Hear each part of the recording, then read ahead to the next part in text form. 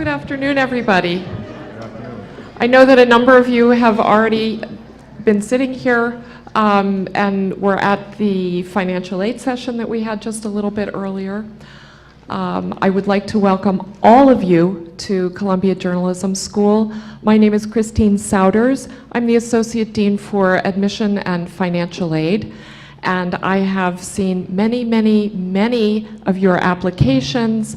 I know that I have either met in person or corresponded or spoken with many of you as well, and would like to extend really my very warmest welcome to you.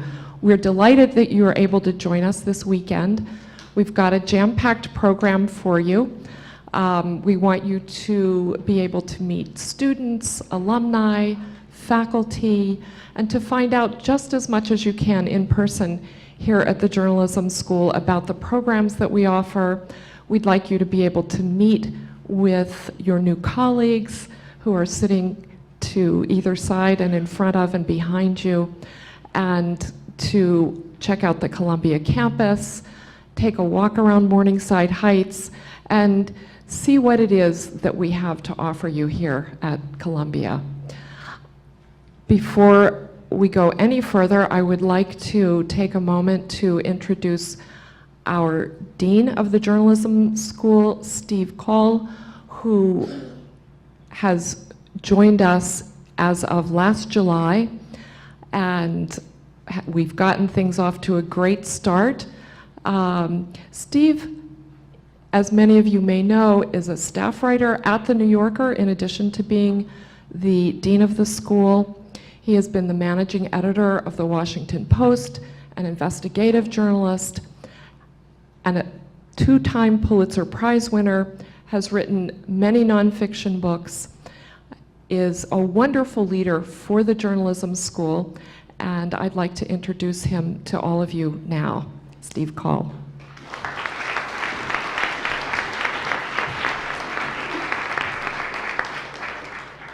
Thank you very much, Christine, and congratulations to all of you. Thank you for spending the time with us. We've got an hour together. I'd like to make it valuable to you, so I'm not going to talk for all of it or even most of it, but I thought I would talk to you a little bit about what probably brings us all together, which is the prospect of a life in journalism, which I've had the good fortune to enjoy, and which I'm hopeful that whether you come here next year, as I hope you will, or not, that you'll also undertake, because there's no other professional life quite like it, none so filled with joy and discovery and travel and engagement with the world in all of its facets. And so you'll talk to a lot of my colleagues, Christine, and alums and others, and they'll tell you a lot of the practical benefits of a graduate education in journalism. I want to mention a few before I start, but I thought I would use most of my time to give you a taste of what it is we teach about here, what it is that brings us together as a faculty, 40 full-time faculty, many of the greatest journalists in the country. Part of the reason I came here was because of the strength of the faculty, not measured in prizes, but if you wanted to count them up, it's a pretty remarkable group. Jim Stewart, who's the leading business economics journalist of his generation, teaches some of the business journalism here, and I could go on and on. But I think what brings us together is the culture of discovery and work that journalism offers as a life. If you come here, a lot of things will happen over the course of the very intense, challenging year that you'll spend here. One is you'll acquire a lot of skills. You will acquire skills that are up to date and relevant for the newsrooms that are hiring today. So you'll learn how to do a lot of practical things. You'll learn how to go into the street and talk to strangers. You'll learn how to pick up a camera and document an unexpected event. You'll learn how to work with data. You'll learn how to think about coding. If you want to learn how to code, we're going to try to teach you how to do that. We're building our curriculum in motion these days, because journalism is in motion, as is all of media. So you will be lifted up over the course of a year with a great deal of new practical knowledge. You'll also learn what journalism does in democratic societies and in transitional societies, and what kinds of contextual problems journalists have to wrestle with, whether they're the freedom to do their work or the ethical dilemmas that they encounter as they develop sources and make decisions about what to put into print, or the laws that they have to be cognizant about, whether it involves privacy or libel. And so after an intense period of practical instruction, you will be equipped to practice as an entry-level journalist. But there's a lot more to the experience than that. There is Columbia University and the school and its really distinctive, unique place in the profession. One expression of that is our alumni network, which has been built over decades and basically occupies positions in every meaningful newsroom that you can think of, including lots of new startups and kind of cutting-edge experimental online organizations. It's a very intensely loyal and sort of self-protecting alumni network, and it's available to you over the course of a lifetime. When I first came in last September and went on a tour to meet alums around the country and around the world, I was struck at how loyal they remain even 10, 20, 30 years out of school to Columbia, and how they look out for graduates and how engaged they are in the school. So once you come here and finish, you become part of that kind of living organism that really has no parallel in journalism. And then the way that we teach here is worth mentioning, which is that it's really a very seminar-based, mentorship-based course of instruction. There are a few times that you'll come together in groups like this to hear lectures as part of ordinary curriculum, but the great majority of time that you'll spend with professors will be in small groups around seminar tables, working sentence by sentence or clip by clip, edit by edit through your work. You'll be working on both beginning drills at the start, but also by the time you're finished, really ambitious entry-level work. Narratives of up to 10,000 words, finished broadcast pieces that are edited to a quality that you would see at least in a mid-market television town.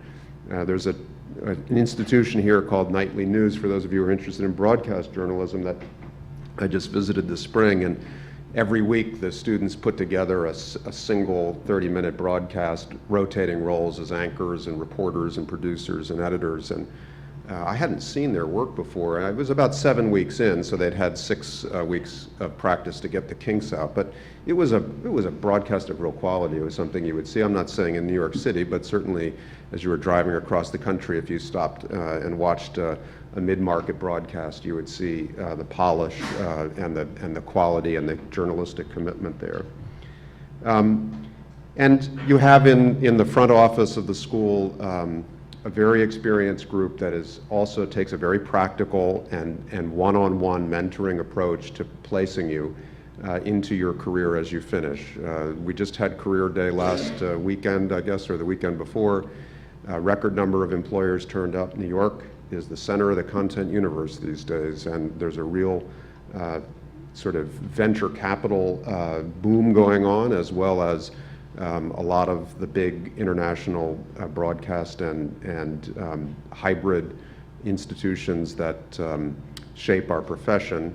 And one of the great advantages of being in New York is not just the proximity to these jobs and this kind of reinvestment in media after we've come through the recession, but also the fact that all of these talented people, whether they're in print or broadcast or in new media, are just a subway ride away, and they recognize Columbia as the leading institution in their profession, and they pop up here to talk to students all the time, evening lectures and smaller get-togethers and lunches, because they want access to the students, to be honest. They want access to young, creative, driven journalists at the graduate level to get their ideas and also to recruit them over time. So those are some of the kind of practical reasons. I'll just mention one more, and then I'll talk a little bit about the life itself in journalism. And it's one that we've been thinking about a little bit this year, which is, or I have, because I've gotten to know the school over these 9 or 10 months. You know, the skills and the outlook that you acquire in an intensive period of graduate education in journalism, they are transferable to so many other fields of endeavor. Now, I'm a lifer. I'm passionate about journalism. I love it. I think I could persuade you never to think about another career if you came here and worked with us for a year. But I take note when I travel around and meet alumni that what you really learn as a journalist is how to think critically about complex systems, how to gather difficult information, how to analyze it, how to write, how to communicate, and that people over long lives, starting out with an aspiration to journalism, end up using these skills for a lot of different things. So among our alumni are, you know, Wall Street short sellers and hedge fund managers who are out there using these critical skills to try to identify investment opportunities. There are human rights researchers out there using these skills to try to document crimes in a context of an NGO. There are novelists who are using their narrative skills that they started out with in magazine writing, who are have migrated over into fiction spaces. And I just want to say this is not a tunnel that you're entering into. It's a way of living and thinking and learning that has many applications over a life. So what I was going to pop up on the screen, if I can figure out with some help how to do it, are actually just a few slides that I used last August, and by showing them to you now on the assumption that at least some of you will turn up this August, I've just given myself a new assignment because I won't be able to use these slides again. I realized at next year's all-class lecture in August, but that's probably a good challenge for me. So every August, somebody like me comes up and the whole class cuts together and we talk a little bit about what matters in journalism. And so last August, I gave a longer version of this talk to the whole class, and so I thought I would just give you a flavor of what it is we talk about when we talk about journalism. That sounds like the title of a play I've seen, or maybe it was a bad novel. And so these are basically framing ideas for what journalism practice requires, where the discipline of journalism lies, and how when you come to this field, and some of you will have already been reporters, and some of you will be working in smaller newsrooms and looking to make a big leap in your careers, and others of you will have done analogous work, perhaps in an NGO or in the private sector, and so you've done some information gathering, but you've never quite gone out on your own with a notebook or a camera and stood in a strange place and tried to document what you saw and heard. And some of you will be coming straight out of undergraduate and maybe have had relatively limited journalism experience off campus. And one of the things that this graduate school has always done is to challenge you very early on, take you out of your comfort zone and put you on the street into strange settings with a notebook and a camera to basically immerse you in the experience of reporting, which is, you know, some people find it absolutely natural to be in challenging environments with a lot going on around them and to be there as an independent witness and to ask questions, and other people find that it takes just some doing and practice, and after 10 or 15 times it starts to feel really natural, and other people find that you know, it takes longer than that, 3-4 months. Anyone who has a vocation and an interest in journalism can get there because it's a practice. There is a discipline and a repetition. There are very specific habits and practices that will overcome what anxiety you may have about how strange and unnatural it is to ask someone to please spell their last name while they're standing outside of a smoldering home that has just burned to the ground, or to go up to someone who's in a state of crisis and to ask them questions about who they are respectfully, but professionally. And so part of this talk was really just about what some of those practices are, and here's one. So if you even at 10, 15 years into a career as a reporter, you'll encounter situations that you've never encountered before. One of them is to be in a very crisis-ridden environment of some sort or another. I recall when I first went out as a foreign correspondent at the Washington Post, I went to India, and I was responsible for 7 or so countries, and I was traveling in Pakistan, which was one of those countries, and I got a call from the desk in those days before cell phones. Mercifully, it was a lot harder for them to find you than it is now, but they did eventually find me someplace, and they said, there's been a terrible earthquake in Iran, and we want you to go there, even though you won't have a visa. And we think that the Iranians are looking for international aid, and that if you turn up at the airport in Tehran, say you're from the Washington Post, they might let you in. So, you know, it's my job. I'm 30 years old. So I say, okay, boss. And I flew to Dubai, and I got on it. I went to the desk for Iran Air and said, can I get on this flight? And they said, you know, who are you, where are you from? Showed them my passport, showed them my business card, said, I'm here just to write about the earthquake. 40,000 people dead in northwest Iran in an instant. And so they said, yeah, okay, we'll let you go as far as the airport, but if they turn you around, you're going to pay for your own flight out. I said, we'll do that. Got to Tehran, got through the airport. They said, go to a certain hotel. Went to the hotel. A bus was leaving, and there were journalists from other parts of the world who had done the same thing and had been allowed in, about a dozen of us. They put us on a bus heading towards northwest Iran, and then we got there towards sunset. I still hadn't even been able to call the Post to tell them I'd gotten into the country. I was just going from one place to the next. I had notebooks and a couple of computers. And we got up toward the earthquake zone, got on helicopters, flew in at dusk into these villages that had collapsed. And we came out into this environment of just total chaos, suffering, audible suffering, people still digging, people mourning the loss of family members. Complete confusion and darkness. First responders there just barely getting started, and virtually no English speakers in a village of this type. And I had been flying on the helicopter. I'd never been in an environment like that, didn't know how I would respond to it, but I also was completely disoriented as a reporter, even though I had written story after story for the last 10 years. What do I do exactly, physically? What do I do when I get off this helicopter?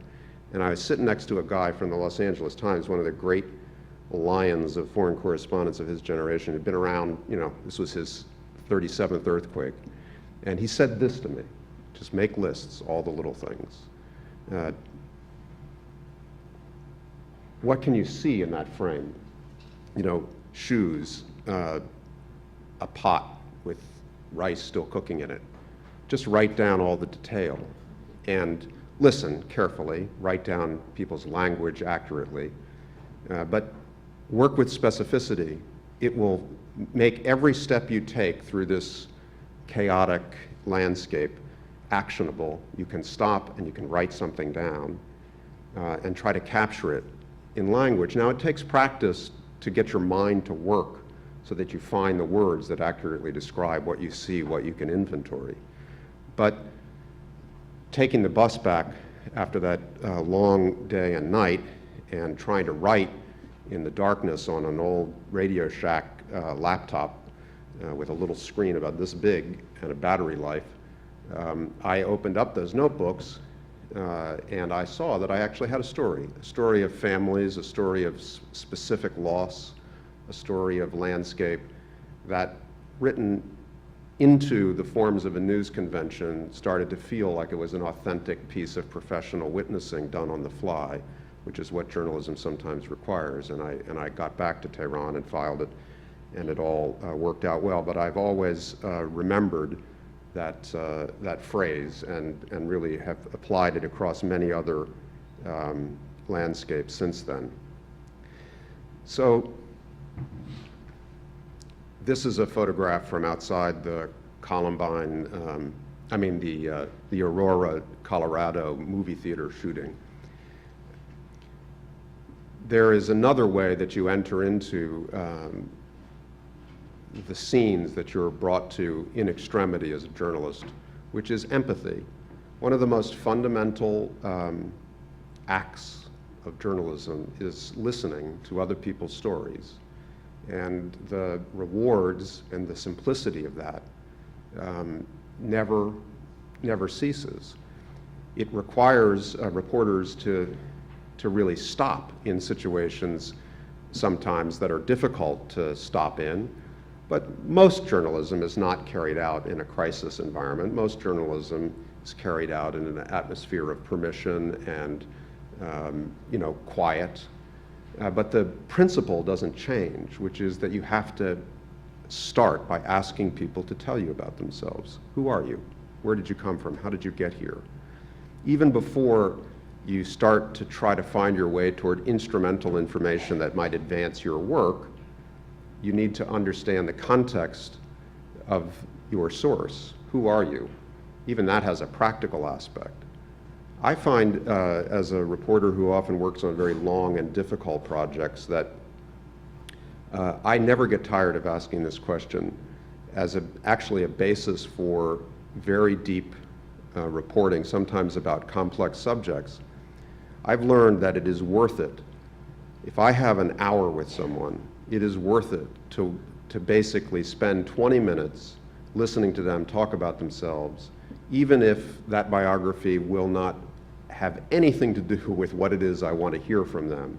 That the understanding, but also the relationships that develop from asking people to tell you about who they are, become so foundational that you can use that basis to go much deeper than if you come in and just start badgering someone about information on the surface of their work or their lives. This was meant to basically tell our young reporters that one of the hardest things in journalism is to just stay longer. When you go in as a reporter to lots of different environments, whatever story you're working on, you often have a sense on the fly, and you'll do this as a student. You'll go out, you'll have your assignment, your professor will say, okay, you need to go to this place, walk down this street, find a story. I need 3 sources who are quotable with names, and I'd like your draft 2 days from now. So you'll be in this neighborhood, and you'll find your 3 sources, and you'll get your quotable names, and you'll say to yourself, okay, done, mission accomplished, turn around, let me get the heck out of Dodge. But real journalism, the great breakthrough journalism, the journalism that makes a life, comes from staying even after you have what you need, and learning how to develop the habits of saying yes in unlikely circumstances or to unlikely invitations, of being willing to eat food that doesn't necessarily fit your diet or your daily plan, of being willing to stay with people who you may not understand or you may not feel comfortable with. Obviously, you don't put yourself into jeopardy. That's another skill that you learn how to avoid. But the sense of patience, of sitting still inside subjects and documenting them is just so fundamental to what journalism offers by way of a life and by way of rewards. So a lot of people come to journalism school wondering about how to get ahead in their careers, and there's nothing wrong with that question. Ambition is everybody's friend if you harness it in the right way and around the right values. But for a long time at the Post, I was a hiring editor, and there were a lot of really talented young people, often with great ambitions for themselves, who would come into the newsroom and get hired or be on the verge of being hired. And repeatedly they would come and say, okay, there's a lot of smart people here in this newsroom. How do I get ahead? Who do I have to know? Who do I have to have lunch with? How do I please my bosses? And the great thing about journalism, really, and I'm not sure that it's true in every profession, maybe it is in many, but you can learn early on and practice an approach to journalism in which you have confidence that it's the work that wins. In the end, no network of friends or sponsors is going to compensate for work that isn't strong. And this is a profession that rewards great work again and again, no matter who you are, no matter where you're coming from, no matter what school you went to. It's about the work. And if you come here, you'll learn how to make your life about your work in this way. These are a couple of alums who happen to be friends of mine. When I came in last year, I sent out, with help from colleagues, a kind of typical email from the new dean to all of the alumni. There are thousands of them in the registry. And then it came out from some address that wasn't actually my own. And people hit the reply button and wrote back. And the office that had arranged this thought that they should print out the replies. So they brought in this giant bound volume of emails from people who had written back to sometimes just say welcome or great, or sometimes write a few sentences. And I flipped through the volume, and I was just shocked at how many people I knew in the profession who were alums that I didn't know were alums. And anyway, one of them was this couple, Tony Horowitz and Geraldine Brooks, who I just think of as exemplary of the profession and a life. Geraldine's Pulitzer Prize-winning novelist now. Tony won a Pulitzer at the Wall Street Journal, writing about income inequality before it was fashionable to do so a long time ago. They now live someplace, I think Nantucket or Martha's Vineyard or something like that. But they met at J School, and they both went to work at the Wall Street Journal. And Geraldine wrote me when we had this exchange saying that they had fallen in love over learning how to read corporate balance sheets. So it can happen. So, the other kind of great promise of a life in journalism is that it's a thrill to carry out this work. And I myself found in foreign correspondence in particular, but in lots of other endeavors, such joy in what I was being paid to do that literally when I first went to India, I got self-conscious about this after a while. But after, first 6 months or so of getting my feet on the ground and going out to doing the work, I loved it so much that every 6 weeks I just found myself in some situation or another where I would turn to the person next to me and say, they pay me to do this. I mean, it really ought to be a crime. Now, we've got a lot of work to do at the journalism school to get you to a place where they will pay you to do this. And we're on that. But you have to understand that part of what a life in journalism is just the joy of discovery and being a witness to the world's most complex events, the world's most interesting people, whether it's in sports or in the arts or in science, or whether it's on the news in the middle of whatever she's covering. I don't know, a fire, it looks like. I've never seen someone quite having so much fun at a fire, but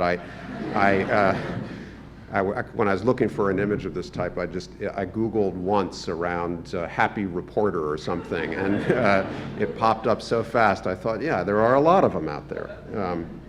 So I hope you'll come join us and share some of this next year, but I just wanted to introduce you to some of what the tones and practices at the school are like, and I'd be happy to take some of your questions now. Thank you.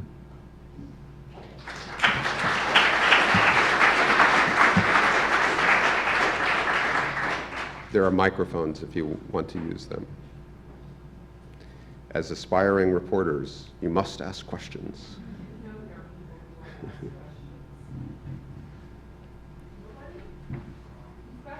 Here you go. Here you go. You've got somebody in the front row. Yeah. Yes. So what is it that irritates you the most about incoming students?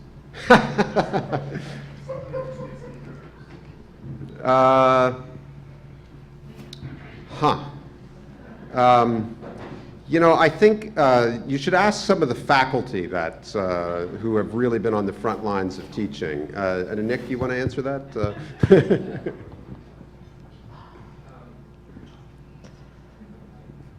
Nick Lemon is our former dean in the back here.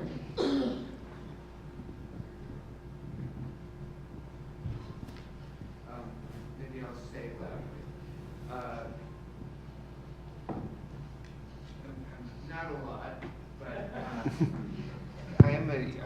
person who is about to stop telling people exactly how old I am. I've been a journalist a really long time.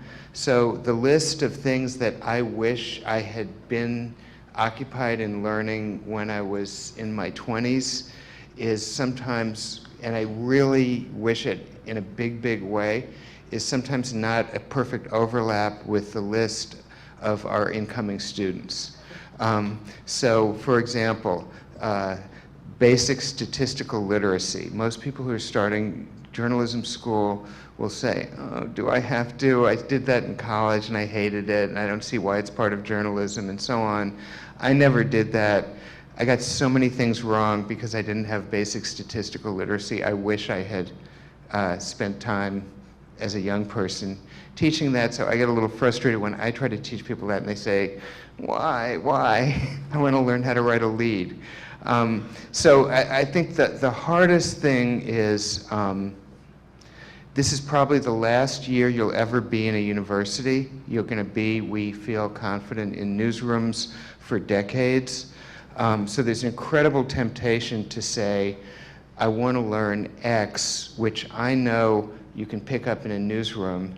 And I wish people would say to themselves, I want to learn Y, which is usable in journalism, but is impossible to pick up in a newsroom. I hope that's suitably undiplomatic, but that's the honest answer. Yes.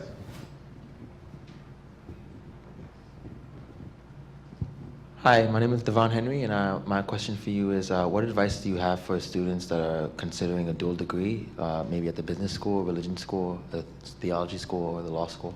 And some courses transfer, if you know which courses those would be. Good. There are sort of practical questions that Ernie and Christine can answer about how credits interact. I think a dual degree in principle is one of the great advantages of being at a place like Columbia, because this is one of the great research universities in the world. It is a university whose graduate schools are diverse and of very high quality. The university has made great strides over the last decade, in particular in creating a whole that's greater than the sum of its graduate school parts, encouraging collaboration and cooperation between schools, and looking, as I think any university should, toward interdisciplinary and multidisciplinary approaches to address the true complexity and geometry of the world's most important issues and problems. So for us, that has led, under Nick's leadership, to the creation, for example, of a dual degree between journalism and computer science, to allow journalists with an interest in acquiring the capacity to code at a high level while synthesizing that with reporting, journalism, and content creation strategies to efficiently cross back and forth between these two disciplines. We're in the process now of miniaturizing that dual degree in lots of different ways, and answering the question, how much data and computational science does every journalist now need to know, and what can specializing journalists learn? Dual degrees with the business school, I think, have been a feature of some of the school's aspirations over the years, and I could talk to you specifically about that as well. There are forms of collaboration already between the journalism school and the business school in different ways, and of course, one of the things that's happening in journalism is the rise of essentially entrepreneurship led by journalists as a response to the period of change created both by the arrival of digital technology in virtually every sphere of the media industry, but also the consequences of the Great Recession for legacy newspaper companies. And out of that period of change is now coming the creative phase that usually follows a period like that. And New York is, as I said before, the center of it. And we spend some time on the faculty very actively talking about how to equip our students who are interested with the skills they need to start their own businesses, because some really are driving in that direction. And again, it's an advantage of being at a university like Columbia that people with that facility, classes that are hybrid in that way, are basically all around you. And there are other collaborations as well. School of International Public Affairs, the International Policy School here is a place that there's a lot of cross-fertilization of students and classes as well. Yes, ma'am. You started to touch on it, but what is the J School doing to stay at the cutting edge of innovation? What is the J School doing to stay at the cutting edge of innovation? So our most encompassing and urgent priority at the school is to continue to adapt to the role that data science, computational science, and digital technology, are playing in the transformation of journalism. We do this with a great deal of advantages. We have resources to work with. Downstairs, as you go out the building, as you're exiting the building on your left, you'll see a construction site. That's the Brown Institute for Media Innovation that will open this summer. Its faculty leader, Mark Hansen, is a statistician who came here and an artist and a data scientist who came here from UCLA and is leading our teaching as well as our grant making and innovation in this area. We have also the Tao Center for Digital Journalism run by Emily Bell, a former journalist at The Guardian in London, who is one of the great leaders of our profession in thinking about how audience and technology are changing simultaneously in journalism. We have introduced already new curriculums, such as you may see downstairs little brochures for something called the LEAD program, which is a short course this summer introducing data and computational science subjects to humanities majors who intend to apply them for journalism, but also for other areas of the humanities. We intend to develop a track for journalists at the school even next year who want to specialize in data journalism and to keep growing in that direction over the next few years. We have really rich connections with the big newsrooms of our industry. I mean, not only through our alumni, but through the proximity of New York and the many, many professional connections of our faculty. So we have a very active conversation with employers about how their newsrooms are changing, what skills they value most. And it's in our interest as well as in theirs to keep that conversation alive. The main observation that it doesn't take a rocket scientist to make is that the pace of change has not slowed down. You can't capture this in a snapshot. It is a continuous process. And I think in what I hope will be my lifetime as dean, thinking over a decade, the assumptions we have now about what forms of technological change matter most in the media industry are likely to be overtaken again. I mean, for example, how many of you have thought about maybe acquiring Google glasses? I mean, how many of you play video games where you might be attracted to the idea of a virtual reality helmet that puts your game into 3 dimensions? The forms in which stories are delivered are going to continue to change. The tools that journalists use to acquire those stories, sensors, drones, other kinds of technologies, data science, are also changing very rapidly. And it's actually an exciting aspect of the school. It's not a problem. It's really what the school is here to serve and to do. I'd just say one last thing.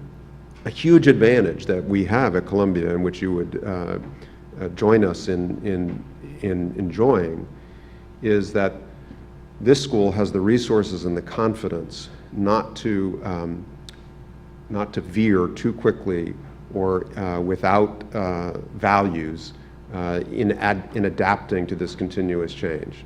This school was founded before radio, with a vision of professional journalism, ethics, values, and the role of journalists in society that has endured across many waves of previous technological change. And I think the faculty, and certainly myself, we have a high degree of confidence about what endures in democratic societies that makes journalism valuable.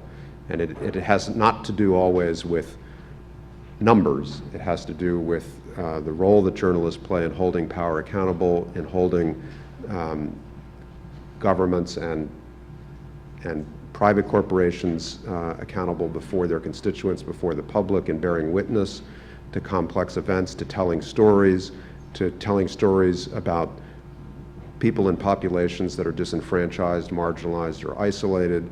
I mean, these missions of journalism have been around for a long time, and they're going to continue through this wave of technological change. The opportunity, the sort of duty of the school is to interrogate all of this technological change to make sure we understand it in light of these enduring goals and values, and that's what makes this faculty and my colleagues who think about this alongside me such a pleasure to be around. Maybe one or two more questions? Yes, ma'am. In terms of, I've asked a few of the faculty, but what separates maybe an average student from an exceptional student in your mind? What are some of the traits that you see the students that go on and do amazing things with traits separate them from maybe the average student? Yeah, what separates an average student from a great student? I hate to sound like your Sunday sermon, but I used to get this question all the time at the Post when people would come in too. And honestly, my honest observation, my scientific, evidence-based observation is that 90% of the answer is work. If you work harder than everybody else around you and you are collaborative in spirit, you will get a long way, because there is nobody who can beat hard work. And the one thing to do in a time at it like this in a school, when you have this rare exposure to faculty who are really interested in you and really want to help you, and who are themselves, very talented and far along in their own careers, is to just make sure you take the time to really engage with them and listen to what it is that they have to teach you, and then take what they teach you and work with it. You know what school is like. There's always a way to get through school by doing good enough, but this is not about that. This is not about grades or class ranking. This is about preparing yourself for a life, and you only have this one opportunity to do it. So, put in the hours and stay open, be collaborative, you'll get a long way. Yes? I will discuss your favorite student projects, most of the student projects that are sort of previous past year, and if you feel that there's a lot of collaboration that goes on between faculty and students in the creation of various technologies. Yeah, there have been some great projects this year. One that I'll mention, I don't know if he's here, John, but there was we have the good fortune these days of often having a number of veterans in our student body, folks coming back after 10 years of these wars and with the GI Bill and other means coming to graduate school. And one of them was I think he was a former Navy officer, junior officer, and he had been an ordnance disposal expert in Iraq, which is to say, like the Hurt Locker guy who goes in. And so he's kind of an engineer, and he wanted to apply his experience and skills to public problems. And he basically, with his faculty mentors, got onto a subject that's a little bit obscure, but in New York City, there's been a long-standing campaign, as in other major cities and across the country, to improve the access of folks in disadvantaged neighborhoods to fresh produce and food, fresh food, to attack the problem of the food desert, so-called. And so New York City set up a tax structure that basically incented small grocers around the city to put more produce, fresh produce and fruit on display in their stores. And the way the law was written, it allowed you to measure your compliance in order to get this big tax break in square footage. But the truth was that the stores were all gaming the system by stacking their food in strange ways and creating lots of square footage that they could use to basically sell the other things that they always wanted to sell. So this student of ours took a Razor rangefinder, which I suspect only a Navy veteran would know how to use in the way he did, and he basically walked into 75 stores around 75-ish stores around greater New York, and basically measured what the true volume of fresh produce was just by snapping this rangefinder around. Then he built these three-dimensional drawings of what the true compliance was, and was able to document how people were evading this this tax advantage. And this work is still a work in progress, so don't go out and tell the New York Times. But I mean, basically, we're gonna get this onto the record. And it was a really exciting example of enterprise where we learn as faculty from the skills of our students sometimes. There are other examples, but in the interest of time, I'll leave it there. I see Christine coming to move us along. Thank you all very much for your attention. Hope to see you next year.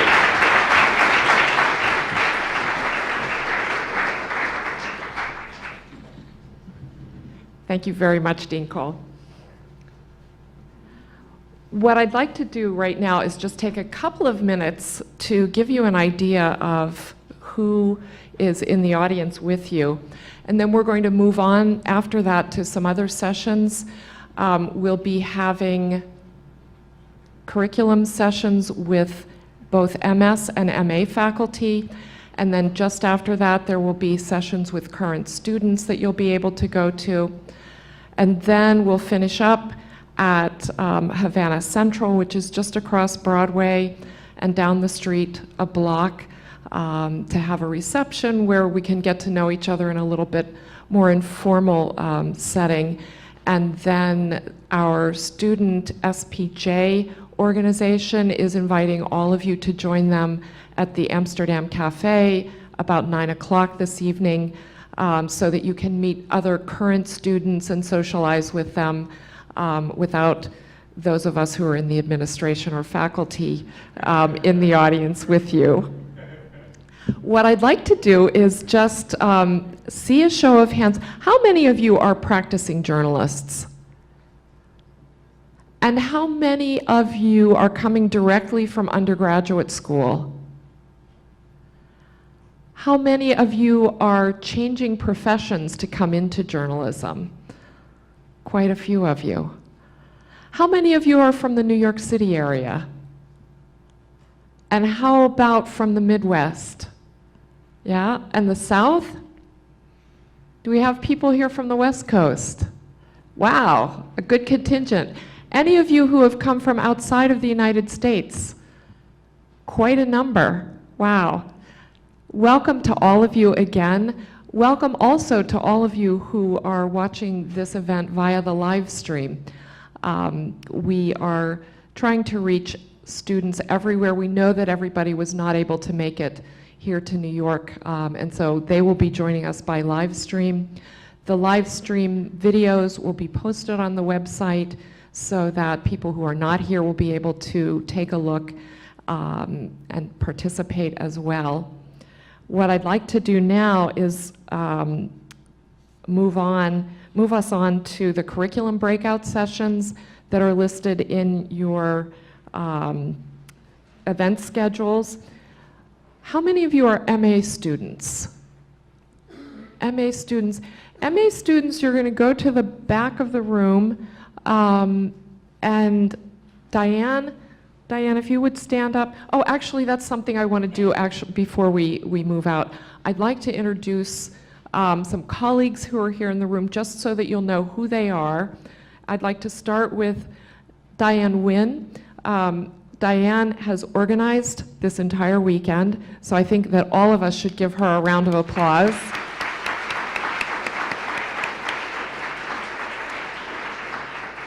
Then I would like to introduce our Dean of Students, Ernest Sotomayor, who is here and who will also be here tomorrow, is looking forward to meeting all of you. Associate Dean Melanie Huff, Associate Dean of Student Affairs. You will get to know Melanie very, very well, and she will speak with you tomorrow. In the back, Taryn Almanzar. Taryn, wave your hand. Many of you have already spoken with Taryn, our Director of Financial Aid and Admission. Edwin Isaac next to her. Edwin is our Assistant Director of Financial Aid and Admission. Julie Hartenstein sitting on the table back there. You'll get to know Julie very well. Also, Julie is our Associate Dean for Career Services. She and her staff are responsible for the career expos that we have every year, the largest journalism job fair in the country and probably in the world. You would get to participate in that. Only our graduating students are able to participate in that event. And next to Julie is Mark Hansen, who you will meet in just a minute, one of our faculty panelists. But you also heard Dean Call refer to Mark and the work that he's doing here at the Journalism School. Elena Cabral, also in the back, the director of the part-time MS program, a well-known journalist, and also a member of the Career Services staff. Next to Elena is Bruce Shapiro, the head of the DARTS Center. Many of you will also, I think, be interested in the work that his center is doing. Betsy West, right back by the doors, Betsy West is going to be leading the documentary film program this year. She's a broadcast faculty member. Many of you will also enjoy working with her and taking her courses. And I don't think I've missed anybody. If I have, I'll introduce them to you at another time. So what I'd like to do now is for the people who are MA students to gather at the back of the room. Diane is going to take you down to the Stabile Center, to the Student Center, where you will meet MA faculty and also MA students. And so after that, we will see you at Havana Central, and then later at, with the SPJ contingent at the Amsterdam Cafe. Those of you who are MS students, please stay right here. You don't have to go anywhere. You can stand up if you feel like you need to stretch for a minute while we bring the faculty committee up here. 2 seconds.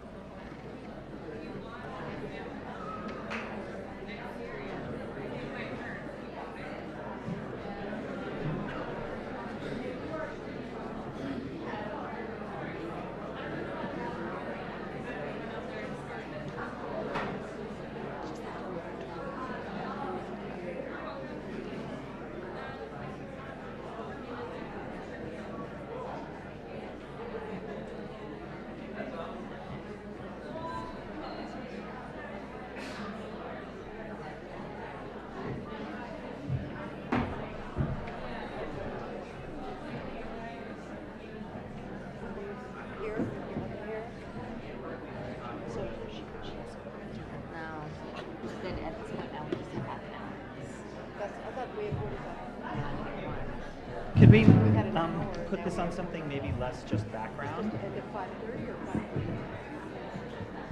5:45. What? 5:45.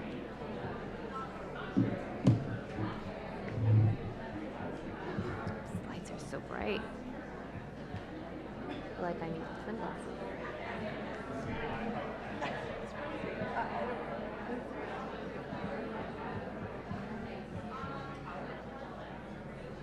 I think something up there's better than having the background. Good. I'm just getting tired of looking at the desktop. Yeah. How are you? Good, how are you? I'm good. Light's really bright.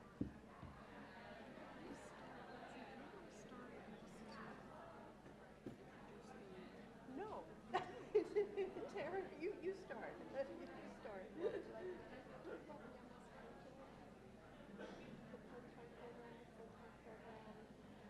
What, that we've renovated our MS? Yes. Oh my God.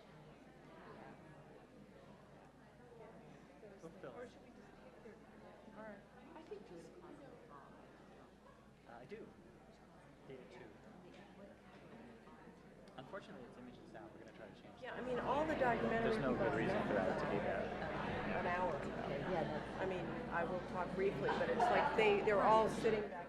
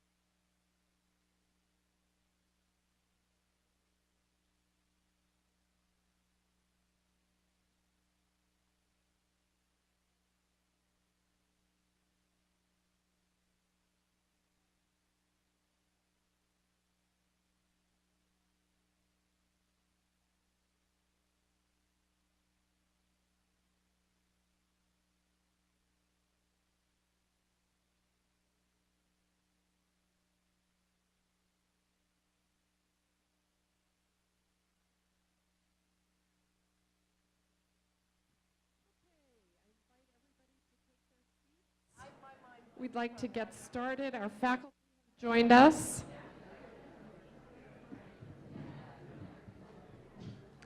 So this group is the MA curriculum break, or excuse me, the MS curriculum breakout. The MA curriculum breakout is downstairs in the Stabile Student Center.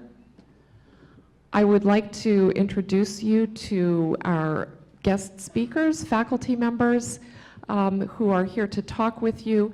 They're going to talk about the MS curriculum, some special and interesting things about it. They will also be happy to take your questions. So I'm going to start from my right and go to the left. Betsy West, Mark Hansen, Elena Cabral, and I believe Elena is starting. Yeah. Thank you. Great to see all of you here.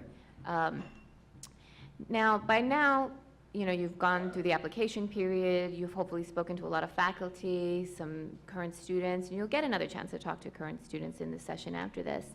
Hopefully you've really, gotten to know our curriculum very well. But as you know, we did go through some changes, and we have made some wonderful additions and changes to the curriculum that I think are really important to know very well as you go into this adventure with us. As you know, in the past, we had concentrations. You would sort of pick this area that you wanted to specialize in, whether it was broadcast or newspaper or magazines. That is no longer the case. And it's a wonderful change because what it does is reflect the way our business is changing, in that what we're essentially trying to create are multimedia journalists and allowing students to, in many ways, tailor their program to the areas that they wish to pursue, but also to prepare all of you for what the industry looks like now. And so that you're writing, you can take pictures, you can do video, you can work with data. There's just so many more possibilities than when I was a student here back in 97, 99. In fact, I think it's my class is having the reunion this year, or one of the classes that is celebrating a reunion this year. So when you come into the school in August, what you're essentially starting with is what we refer to as the August session. So is everyone familiar with this? Boot camp, Otherwise known as boot camp. And I think the thinking behind that really, part-timers, which I'll describe in a minute, have the same experience, is to be able to, right out of the gate, start training all of you to be multimedia journalists before you really even start reporting your first stories.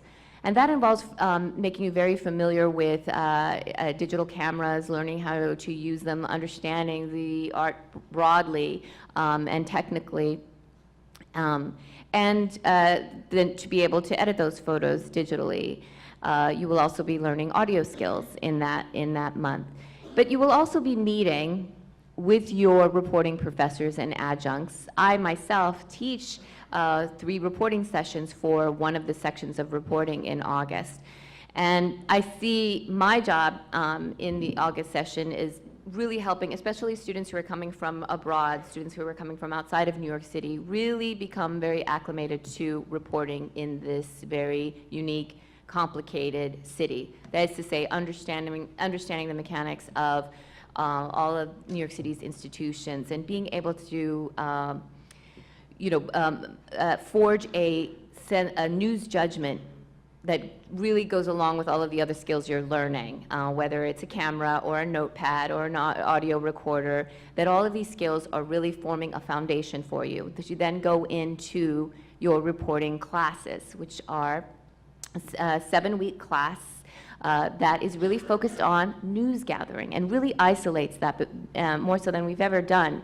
Previously, this foundational class was known as reporting and writing. Now it is really broken into a reporting section onto itself, and then subsequent modules in the area of writing. So that is essentially what your first 7 weeks will be immersed in, using the tools that you have been building in the August session. You will essentially need to take 3 modules. And these 3 modules to graduate are categorized in the areas of, it's basically the written word. That's sort of like the second part of what reporting and writing used to be. And that involves a variety of classes in writing.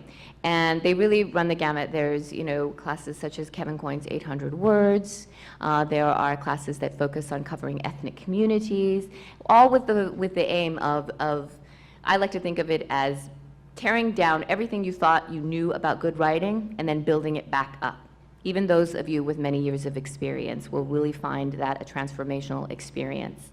The second category of the module is called image and sound, and that involves what it implies, anything related to camera work, photos, video, and audio. Many of our students come in, and I saw in your applications, with a passion for radio journalism, and so this is one of the classes in which you can perfect what you've sort of started in the August session. The image and sound category also includes a class in data reporting, which is taught by Mark Hansen. The third category of a module, which all of you need to graduate, is called audience and engagement. And actually, that third category is usually taken in the spring, I believe, that third module. This is a class that really focuses on, the very necessary art of growing an audience and engaging with it. And so what we teach in that class is how students, through a variety of methods, whether it's a website, a Twitter account, a blog, really learn how to harness the tools of targeting an audience, growing it, and most importantly, engaging with it. And there are a variety of projects that have grown out of that class that are really interesting and innovative. You also have to take, in the fall, courses that are considered part of our core curriculum that have to do with the law and ethics. They are packaged in 4 classes that full-timers take on Fridays. They are known as the Journalism Essentials class, and they basically go over the following categories: law, business, ethics, and history.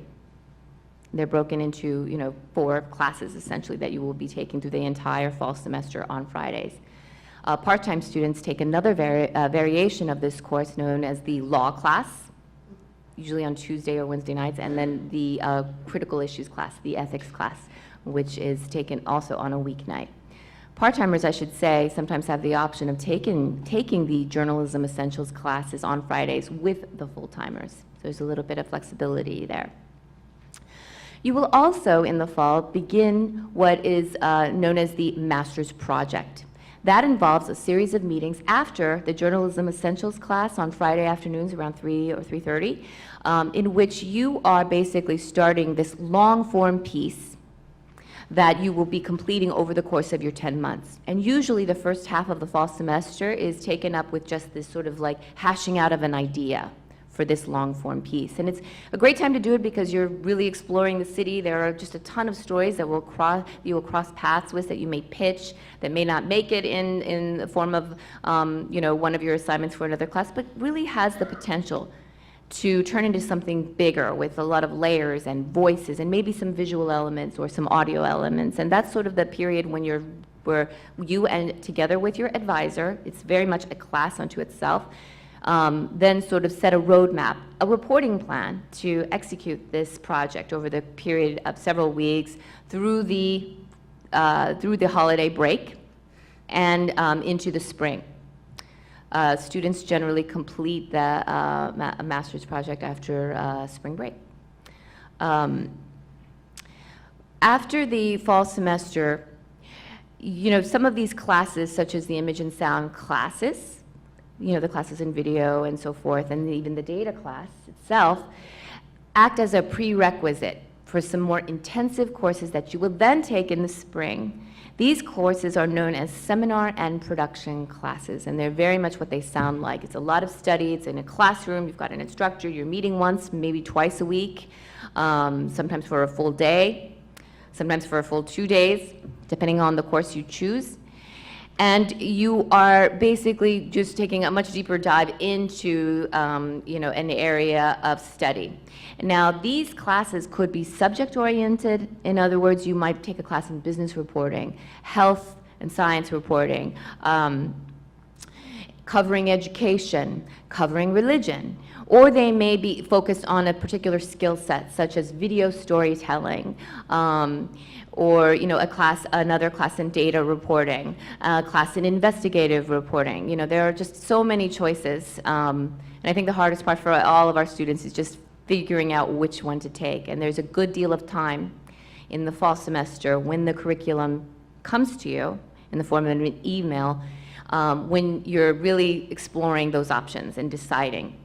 In fact, this summer you will get another email that gives you the fall options in the areas that I was describing, audience and engage, that is to say written word, image and sound, which you will have some choices and you're gonna register for those classes. You actually have to take 2 seminar and production classes in order to graduate. And you will be taking those as you finish your master's project. In addition, you full-timers will be taking this 3rd module, the audience and engagement class, in the spring. So as you can see, you have your hands full between the fall and spring semester. The moment you get here in August, you hit the ground running, and there's not a lot of time for anything else. You'll be hearing from Julie Hartenstein later about how much wiggle room you really have, realistically, to do anything else outside of school, whether it's taking a class outside of the school or doing an internship or some other endeavor. I feel like I've sort of really been just being very straight with those of you who have asked so far about those possibilities. And whether you're full-time or part-time, I will say it is a lifestyle change to be here and to be immersed in this program and to not watch TV for pleasure anymore and not go to the movies really, but to be really involved in things that you are so engaged with and stimulated by that you don't miss anything that you're giving up. You really don't. But that's basically it in a nutshell. I will say that for the part-timers, this curriculum is very much the same, but spread out over 2 years. And as soon as we graduate this class right now, this full-time class in May, 2 days later, the part-timers get here and they have an all-day orientation on May 23rd, and then they start their reporting class with a boot camp that begins in the first 4 weeks of digital media training, the same thing that the rest of you will be getting in the area of photo and audio training. And then they will be back in the fall to be sitting in classrooms with all of you, taking one of 2 modules. First 7 weeks in one module, second week break in between, and then another module after that. And then they will be in the very same seminar and production classes with the full-timers in the spring. Only for them, it will be just one class, just one seminar and production class for 6 credits. They do the master's project in the summer, their following summer, their second summer. They come back and they do law and critical issues and one module in the second fall. Then they wrap up with one seminar and production class in their final spring, in their second year. And that's it. Did you guys want to add anything about that? No, I mean, I think you've covered the kind of basic outline. I mean, looking forward to, this new curriculum that we've done just once now, I mean, it really has worked extremely well, I think, as you say, to kind of tailor the students to this new reality. I teach the video class in the second half of the fall, so that's the second 7 weeks in the fall, mid-October to mid-December, when you're breaking up and taking one writing class and one class from the image and sound. So I'm teaching either video 1 or video 2. And we're just finding that our students are coming in now, so many of you have some experience shooting and editing, that we have sort of instituted a very simple little qualification. If you qualify for video 2, any of you have already been out there and shooting and editing, then we're grouping people together to go into the video class. The documentary works differently. Okay. Well, the documentary, and I've met with the documentary students just about I think many of you or some of you are sitting back there. The documentary adds an extra semester on to this entire thing. I won't go into all of the details, but there's a documentary section that meets for the documentary advising itself in the fall, and then in the spring there's a special seminar, and then either in the summer or in the fall you complete your documentary with the help of an advisor. But I think this new way is given you an opportunity to, you can still concentrate in video if that's what you want, Right. but you don't have to kind of indicate it a year ahead of time that that's what I want to do. It gives you a chance to come here to experience a few things, try some things out, and then decide where you want to put your energies. Yeah. Yeah, I guess one thing I wanted to emphasize, so with the image and sound modules, and the way data ends up in image and sound is because I think they tried to wedge data visualization into the image part of image and sound, so that's how it gets stuck there. But each of those, video 1, video, photo, and Radio, and audio. And data all have a 1 and a 2 part. So there's a part 1 and a part 2. So part 1 for data, which is the sort of classes I teach, are you don't know anything. I mean, it's been a long time since you've had your last, maybe you've never had maybe it's the last encounter with data is, somewhere in high school somewhere or something. So we're not assuming very much knowledge whatsoever. And then there's a data 2 that assumes that you've maybe had a statistics class as an undergraduate. And I think all of these the image and sound modules have a 1 and 2, and this is what Betsy was alluding to with the video 2. For people who come in with a certain amount of skill already, we can recruit you into the sort of second tier. Right. Yeah. Yep. So maybe we should, what do you think? Open Yeah, it I up think to there's gotta be some questions? A lot of questions, Can we- yeah. For the video 1, the 1 and 2 programs, what's the qualifying process like? Is it something that we would decide ourselves if we've already had a certain amount of? We've actually asked people. Could you repeat the to question, go out. Betsy? I'm sorry, the question was if you want to qualify into video 2, how do you do it? And basically, we've done a very simple test. Go out, shoot a sequence with your camera, our camera, we don't care, edit a short sequence, of somebody doing something, or we just have a short little test just to make sure. I mean, basically, we have fabulous equipment now. We have this new C100 camera, which is fantastic, and we're now editing on Adobe Premiere, which is becoming more of the industry standard. People are moving from Final Cut Pro into Adobe Premiere. So what happens with both video 1 and video 2 is there's a kind of get up your skills at the very beginning, even if you've never done it before, and then you launch into the class. Did you hear that, Donna? It's Adobe Premiere. Yeah. What I'd like to do for those of you in the audience, if you could come and just line up at the microphones and speak into the microphones so that the people who are on the Out live of- stream yeah, will be sorry. able to hear the questions. Oh, right, that's that, we need to hear this. So we can actually borrow equipment, like, from where? We have an equipment room with cameras. Still cameras and video cameras And and audio audio equipment. recorders, audio equipment, and you check it out.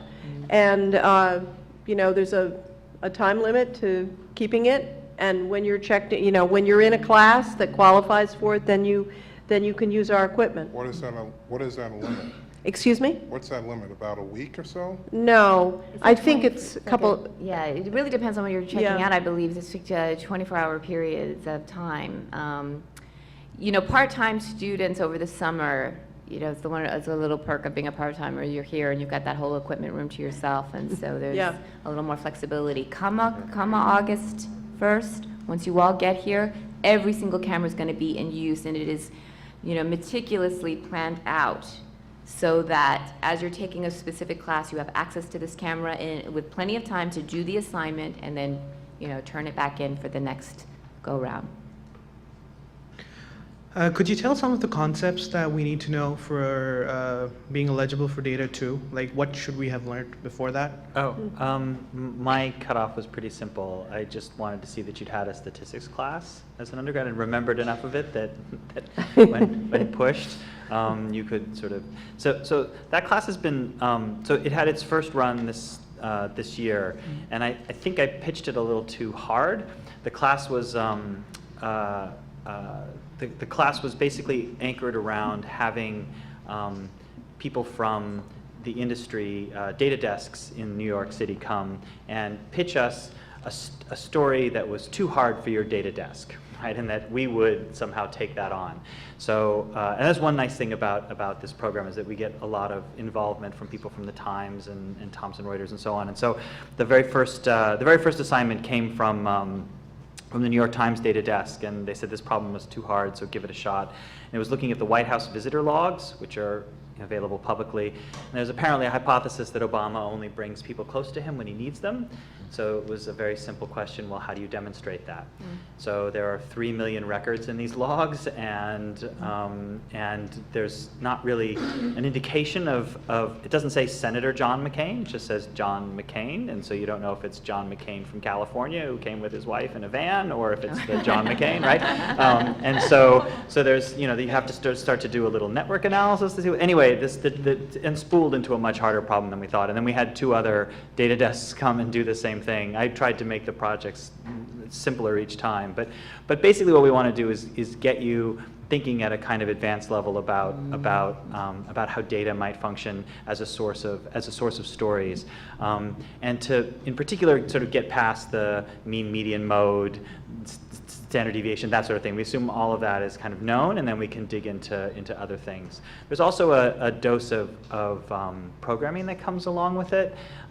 So you pardon? No, we learned R. It's an open source, sort of free data analysis thing that if you're going to be a righteous data journalist, you probably should know. And so we spend some time teaching you that. Yeah, I mean, it's a solid class. It's a decent class. Go ahead. Hi, I applied to the school with an interest in court reporting and reporting on legal issues, but I'm finding more interest in like data and just like the statistics.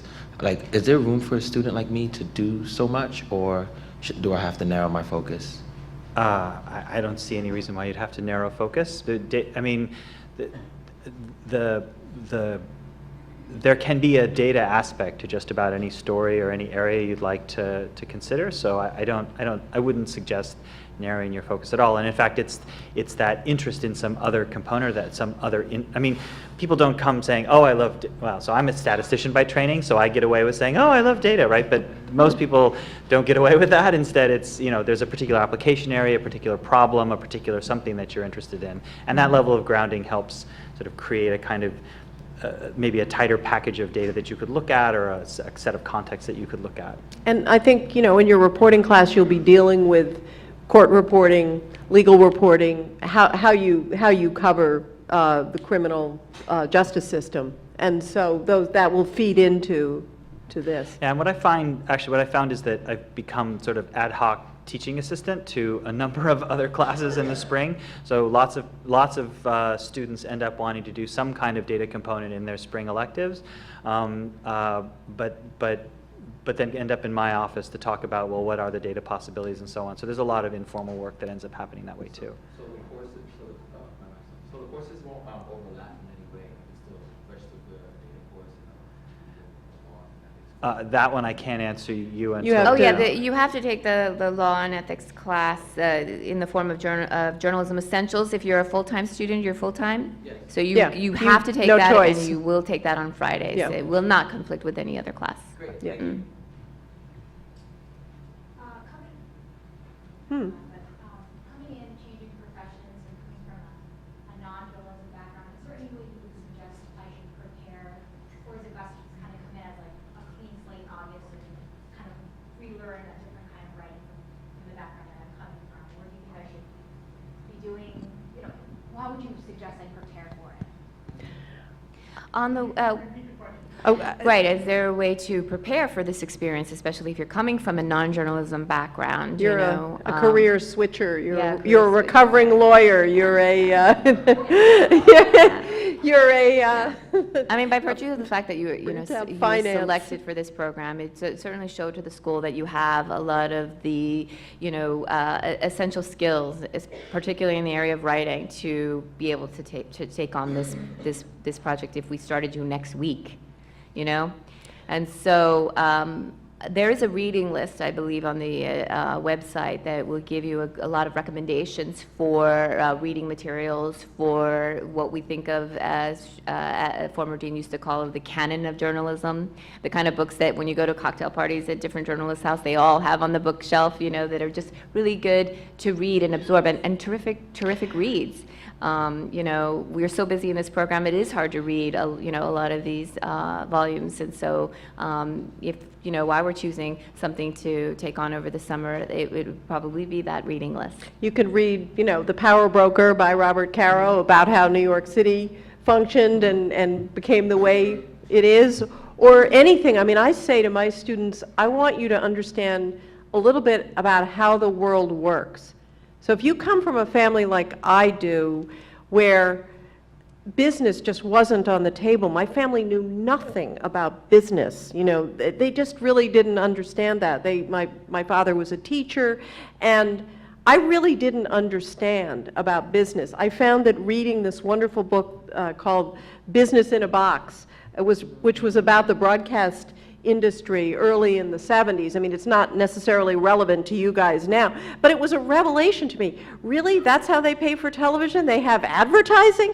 I just kind of didn't understand that. So I think it might be a good idea to think about what are the gaps in your knowledge about how the world works. And if you're coming to New York City and you want to learn about New York, then read The Power Broker. But it's a great list. I would go on the list, read some fantastic works of nonfiction journalism. Right, when you get to be in this building, and one of the reasons that I'm still part of this community is because there's so many dimensions of the school that involve the curriculum, obviously, the MS program, but then there are the prizes and all these incredible institutions within our building. There's the Brown Institute.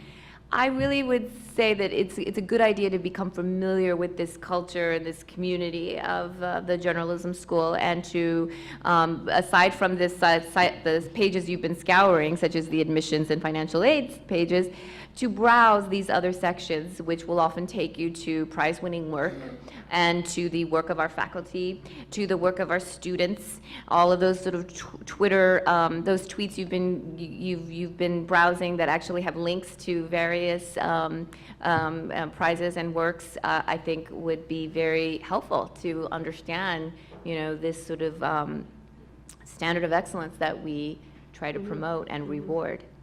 So there are a number of things to,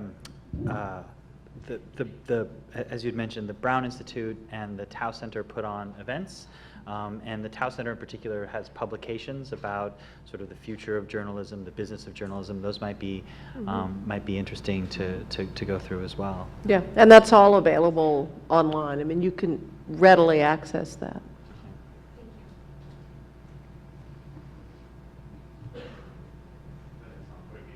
Thanks for asking that question. I'm in the same background, same situation actually as right now. But my real question is, what's the opportunities after we finish in next May?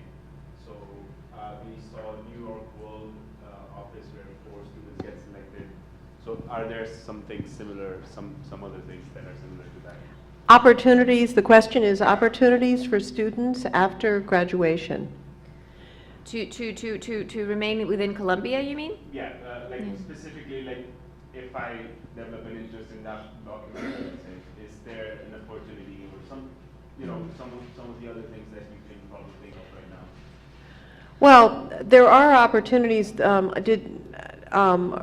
Dean Call talked about several fellowships that are being developed that people will be able to apply for, reporting fellowships. We have digital media associates who are for students who have gone through the MS program who stay on as associates to work with you this year. There will be 4 digital media associates. New York World. There are other opportunities that I'm, The Brown The Institute Brown, has 3 fellows a year that we hire, and we also offer sort of what you can think of as seed funding for a kind of story cross-tech startup idea that could keep you here for another year as well. I wanted to mention, in answer to the previous question about preparation, one thing, so I quizzed my students knowing that I would be up here, like, what should I tell you all? And one thing that was important about getting prepared for next year was that while the new curriculum does give you tremendous amount of flexibility, it would help if you spent a little bit of time in advance of the fall thinking about how, where you might emphasize. Like if you really want to emphasize video, sort of it would be important to kind of sort of set that up logistically at the start, right? Sort of jump right in knowing that. If you really don't have any kind of interest, you're not quite sure where you're going to fall, then sort of waiting till you get here to explore seems like a good strategy. But if you have a particular interest you want, then you might want to chart your path through the curriculum. Yes. Hi, my question is for specifically later because I'm a part-timer. How do we prepare for the curriculum in terms of our own time giving to the program? If you advice for that? Want For to the repeat part-time that? program? Yes. Yeah. I think it's a good idea. Repeat that? Oh, Yeah. as a part-timer, what can you do to prepare in terms of getting your schedule, so that you're devoting as much time as possible to this program? I definitely think it's a good idea to make an appointment with me so that I can run through the entire program in terms of, what classes you'll be taking and which of those semesters you might, depending on your goals, need to set aside more than a couple of hours on a weeknight. It is possible to get through the program without having to give up a 5-day-a-week job. Well, theoretically it is, but given the number of classes that demand, for the simple reason that you need, for example, daylight hours to shoot video or photography, we'll ask for more. So it really depends on which classes you want to take. I think it's a good idea to have a conversation with me about which classes you want to take, and we can map it out that way. It may be that you would need to reserve a particular class until that final spring, when maybe you can save up the vacation and personal days in order to make it happen. Not the first spring, but the second spring, and I think that you want to be able to know that reporting can be flexible in some ways and inflexible in other ways. We as reporters can often choose to do assignments, and there is some flexibility in many courses here. We encourage what we call enterprise reporting, finding stories on your own instead of us spoon-feeding them to you. And I think a really savvy reporter who's got other things going on in his or her life chooses stories that he or she can realistically do. you know? So stories that involve families and institutions that are, you know, more at work in off hours, at night, on weekends, during lunch hours. That's how I did squeezed in reporting when I was doing a job and the full-time program. And I found that it was kind of a really refreshing way to approach this field, because I often found stories that were, you know, outside the box in many ways. Having said that, it's almost always the case, and this is the inflexible part of reporting, that many, you know, people will only speak to you during business hours. And so you have to sort of know that and, you know, be able to have a cell phone that, you know, gets a great signal no matter where you are, even in the basement of your office, so that you can get those phone calls in and be really savvy about when you're available to reach people. But, you know, there'll always be an unexpected thing happen, but it's never going to deter you from getting through a class, you know? And so I think the more flexible and willing and, you know, creative you are, the better time you will have without, you know, really wrecking your work schedule. Thank you. Hello, how are you doing, Columbia University? Hello. We're doing all right. Good, good. So I understand you have a weekly news show here. I want to know in regards to production, more specifically technical directing, will the students have access to robotic cameras and a robotic video system? What kind of cameras? Robotic cameras? We do have nightly news. Yeah. Yeah, and we have a camera in there, yes. And so we have, it's in the spring that we're doing the class. So it's a 15-week class, and as I understand it, they rotate the jobs so that you get an opportunity to be, you know, the TD or the director, and move into some of the technical aspects of it. Other times you might be the executive producer, you might be the reporter. Right, right. Yeah. Well, I guess my question is more specifically to like the equipment. Will we have access to like robotic cameras where you can actually manually use a joystick? I don't know. Yeah, I think a lot of the cameras, you know, we try to really. I don't know. We do? I don't know We the do? answer to this. Shep says yes. Yes, Okay. Shep. We do. Yeah, We it have is. robotic Thank you, cameras, Shep. you All right. know. So yes, they are robotic cameras. Yes. You're not using them, we're not using them every day. Mostly they're used in nightly news and not in the first video class, because the first video class, the one in the fall, is generally using our C100 camera and going out and doing field work. And it's the second semester, the spring workshop, when you're doing the in-studio class, the nightly news class, Okay. which has the cameras, Okay. Thank you. I'm told. Thank you, Shep. Yeah. Thanks.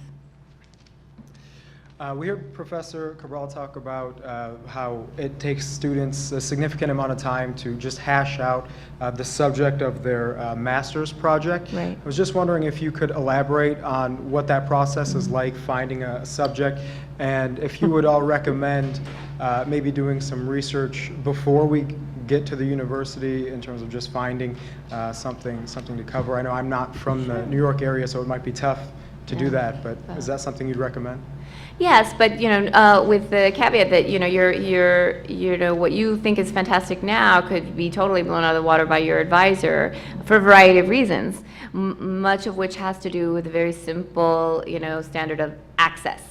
That something could sound like a fantastic idea, but, you know, if it's outside of the, you know, the geographic area, if time-wise it's just not going to coincide with your availability as a reporter during the, you know, the time that you're working on the project, and turns out over the holiday break when a lot of our full-time students get the reporting and no one is available to, it's just not going to work.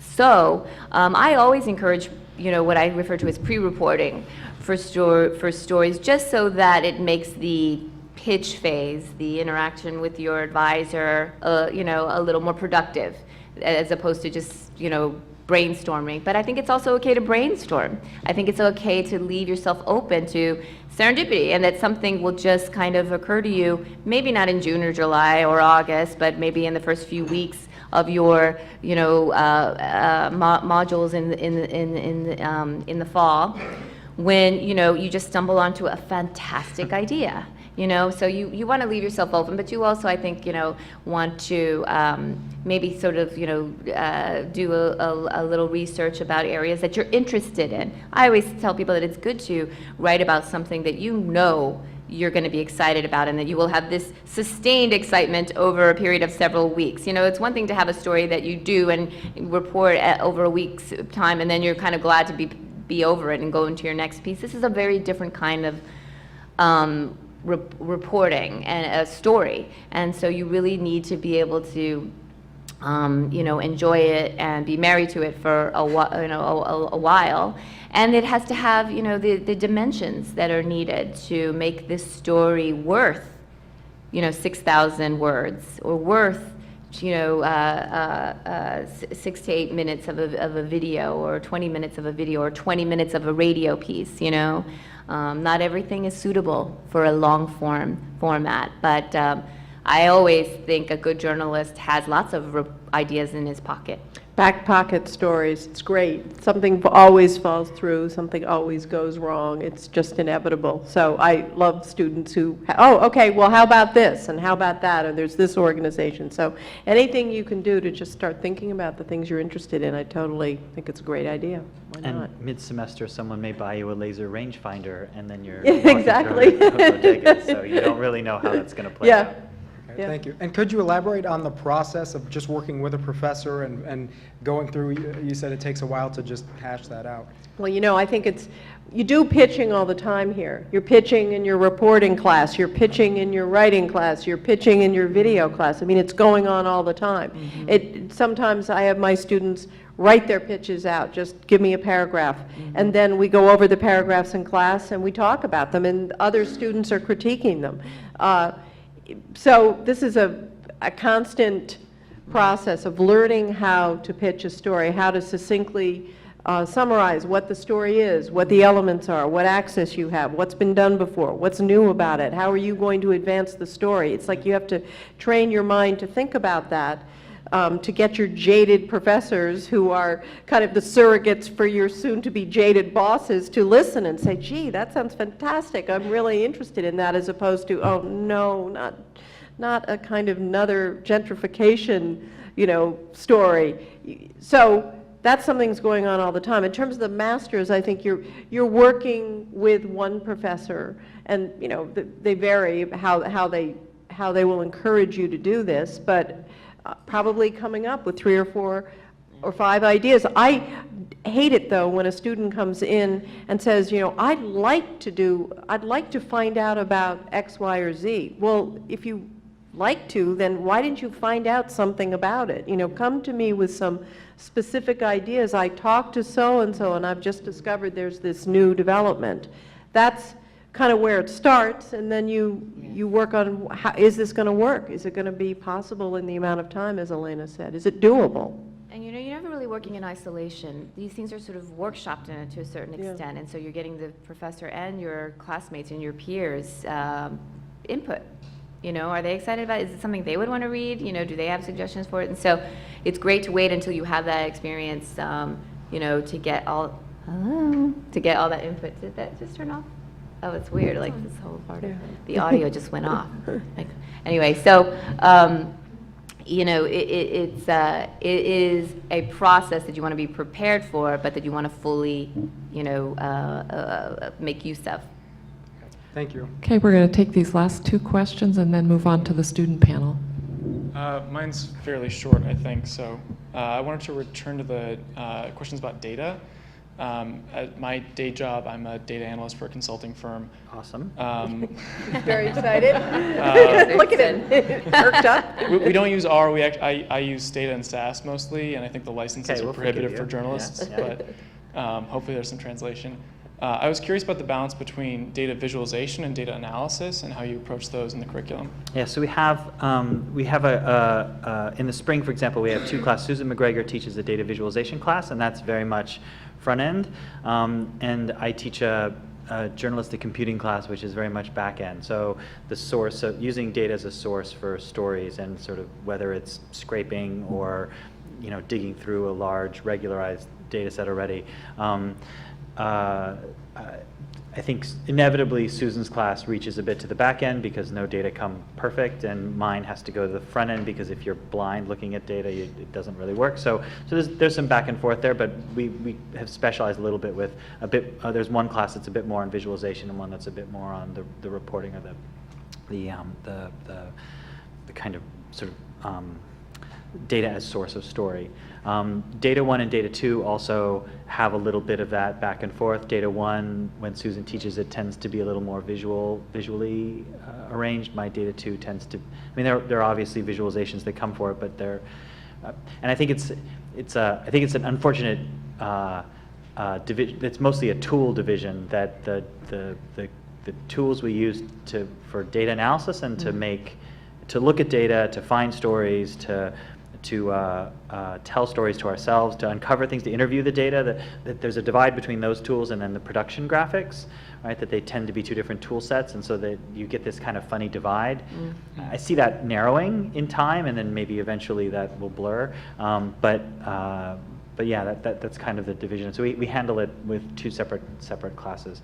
We also have, I should mention, in August, we don't get to do a full data part of the intensive August piece, but last year we had 3 Data Mondays, and we'll have 4 this year that are specifically targeted 3-hour sessions just to get people who've never had any experience thinking about how you might use data in a reporting context. They're voluntary, but Anyone can go. Faculty show up. Many of us show up, Yeah. those of us who need a little help in that. Does that answer Part-timers, your you know, question? this is what I was talking about earlier when I said there's always something going on in this building that isn't necessarily, restricted to your class that you want to be aware about and make time for. It's fantastic. Yeah, that answers my question. Great, thank you. Welcome. Hi.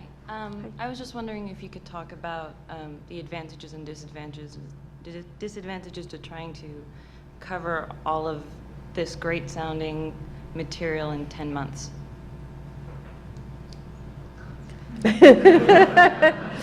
It's funny, I think I love the part-time program, and sometimes, I feel I definitely have a bias towards it, but the truth is, both programs are fantastic, and it so depends on your goals. It so depends on your needs, When I did the part-time program, it was because I wanted to sort of I wanted to hold on to my full-time job, but I also wanted to kind of pace myself through this thing because I'd been waiting so long to do it, and I had researched it so carefully, and I knew that for me, that was the pace that I wanted to do. But, to be able to do a graduate program in a year like this, 10 months, is also an amazing thing. And the way that it mirrors real life is also, quite extraordinary because, it fully prepares you for what a newsroom expects of you. Juggling several stories at a time. That's absolutely what you do in any newsroom. Pitching ideas, having the time, even though it seems like a lot of classes at once, to actually be in New York City. As opposed to maybe be in a full-time job, to be able to be in class, to be able to be out on the street, to be able to go to sessions like the Data Mondays, and have no distractions while you're focusing on that, and to also have classes kind of dovetail so that they inform each other. In that the video skills you're learning in one class might be helpful if you go with Ari Goldman to Israel or to Italy or to Ireland in that particular class. There's this synergy that is created with being immersed in a 10-month program and doing just this program. That is a wonderful thing, and very doable, very doable. But make no mistake that it's intense. That the faculty expect a lot of you. There's definitely work to do. It's manageable, but you will be doing this program. And I feel the rhythm of the students. Like I feel when the master's thesis is due, which torturously enough is always at the Monday after spring break. You can feel the students. You can feel the the energy, right? Like you definitely feel it. So it's a challenging program. It's intense, but I think it's as Elena was saying, it forces you to consider topics alongside one another that might not happen in something that has sort of longer breadth. And everything happens just in time. When you're finished with the master's project, then you start preparing for the Career Expo. Right. You know, and so we're never going to pile something on that is impossible to do. There's so much prep work, and Julie Hartenstein will explain it to you, that goes along with the Career Expo that collects your master's project, you know, which you just finished, which you're excited about and wanting to talk to recruiters about, you know, and the timing really works for you to be able to do that. The other thing about the 10-month program that is wonderful is that you are in this pool with, you know, 230 plus other students, 250 other students, and you're all sort of this cohort moving along together and helping each other. And you're all in school together, you're all doing projects together, and, you know, that camaraderie is, I think, what makes this intense program very manageable as well. I agree. Okay, one last question. Last question.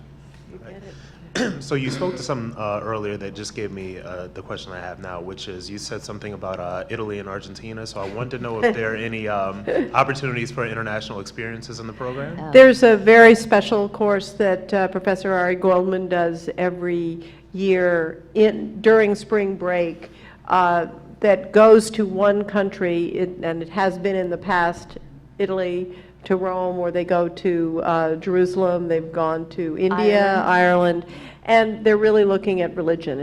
It's his course in religion. So that's a selected course that you can apply for. There's an opportunity, isn't there, after graduation? There's often a trip to Auschwitz. Right. There's a program. It's like a fellowship. A fellowship that we fellowship. participate in. There's also the dual degrees. You can, you know, do this program and then apply for Sciences Po and study in Paris for a year, and do an internship there. That sort of comes, you know, in a way extending this program into another institution. It's a completely different program, but they, you know, welcome applicants from Columbia. And we have students here who are coming from Sciences Po. You mentioned Argentina. Argentina is not one of those areas that we send students to during the program, but Clarín is one of many media organizations that have what we call exclusive internships that choose Columbia University graduate students, graduates, and they, you know, interview and test our students and choose a number of them to do this incredible experience in Argentina. And there are also prizes that are given out at the end of the year, traveling reporting prizes for students to go overseas and report on a story. Yes. So there are a handful of those. I forget how many. It's Yes. like Four. Four of them. Yes. Thank you. Students also apply for an incredible opportunity with the Overseas Press Club to do internships abroad in areas, in countries that they're interested in. It's a very extensive application process. They really want to see that you have a passion for a particular country, a particular subject area. And we have a very long and successful history with placing students in these, you know, very prestigious fellowships. And we also have reporting fellowships that are the postgraduate fellowships where you can be working with Al Jazeera in Doha. There are Reuters every year takes a number of our students, generally posting them outside of the United States. We also have students that media organizations that are part of the Axel Springer group in Germany. They place students depending on language abilities in many different countries. There is an ABC internship in London. So there are a lot of opportunities for students to work outside the United States or to compete for those fellowships to work outside the United States when they finish. And we have several courses in international reporting in conflict zones that Judith Matlock teaches, and there's Ann Cooper. International Newsroom. Teaches International Newsroom that assigns students to monitor the media in countries all around the world, which of course you can do now, thanks to the internet, and so we are looking out internationally. Yeah, and I think you'll find too, in addition to Dean Cole, there are many of our faculty members who have years and years of experience as foreign correspondents, and so are very, very much aware of what your interests might be and are very happy to talk with you about those interests. Faculty as well who have spent the majority of their careers here in the United States, and who have other types of reporting interests but that are just as fervent. I am going to say thank you very much to our faculty panel.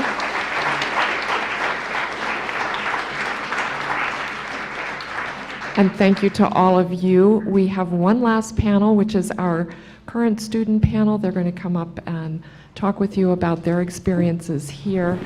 And they'll be here for about 45 minutes. And then after that, we'll go on over to Havana Central, as I said, just across the street, just across Broadway.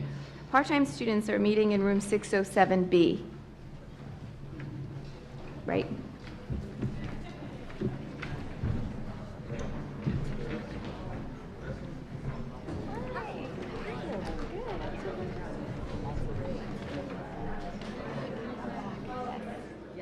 Very good answer.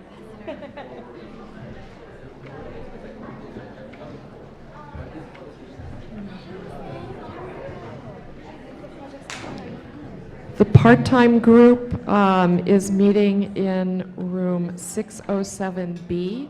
So if you just want to follow Elena, you want to raise your hand so the part-time students can follow you. You'll take the elevator to the 6th floor. And when you get up there, go to your right, all the way to the end of the hall, 607B.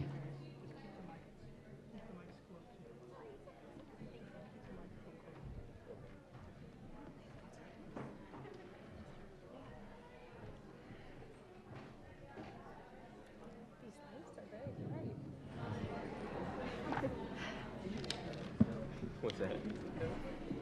I don't know. It gave us like...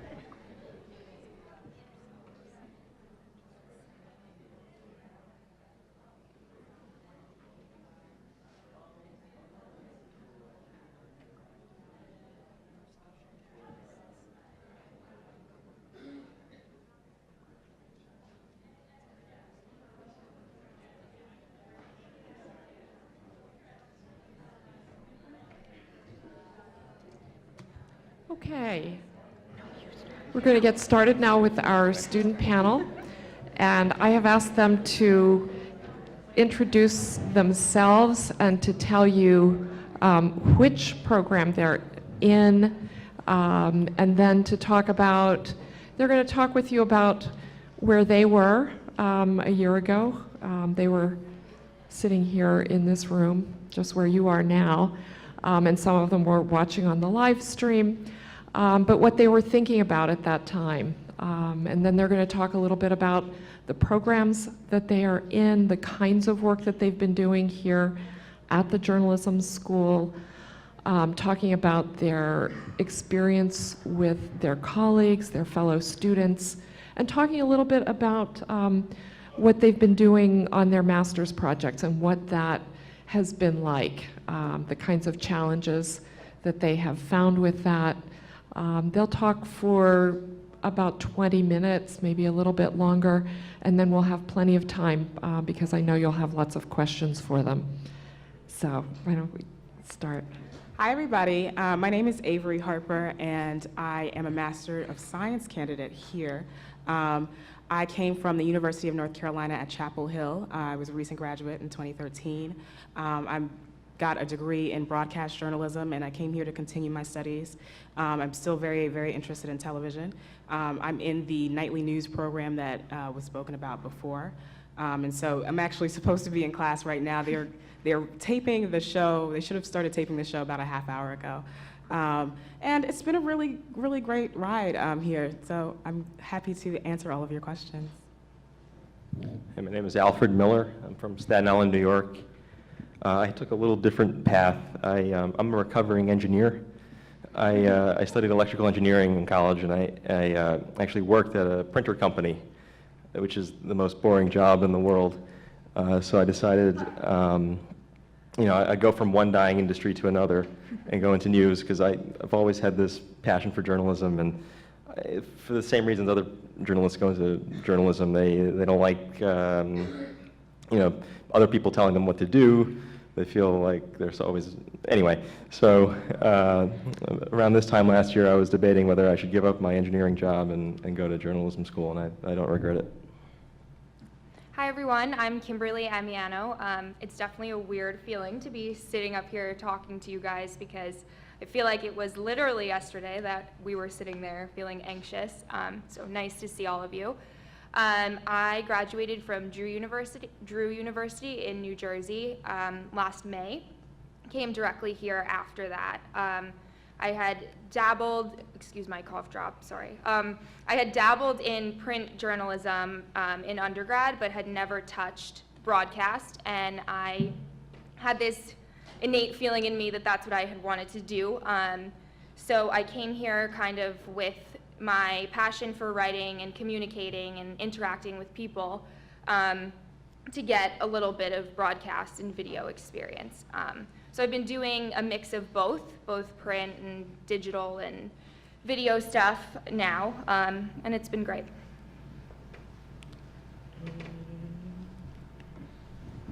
Avery, you want to talk a little bit about the kinds of coursework that you've been doing? Actually, if all of you could mention that, and what you were thinking about, because one of the challenges here, among all of the many challenges, is choosing your courses. Okay, right now, like I said, I'm enrolled in Nightly News, which is a very, very intense course. It meets 2 days a week from 8 a.m. to 7 p.m. And you're basically producing a news broadcast every week. And so that's really my class that takes up most of my time. I'm also in a consumer journalism class with Kimberly. And we do a lot of fun things in that class. That's one of my favorite courses. I think it teaches you how to be a better person, along with giving you a lot of journalistic skills. We learn how to use different databases to find stories. We've done fun things, like we've gone to grocery stores and done scavenger hunts to find expiration dates that are past due. We've gone to consumer test labs at Good Housekeeping magazine. It's a really great course. We also did some financial module where we were investigating business practices, so that was a really great course too. I've taken a Video 2 class. I had a little video experience when I came into Columbia, so I was able to enroll in an accelerated course for video work.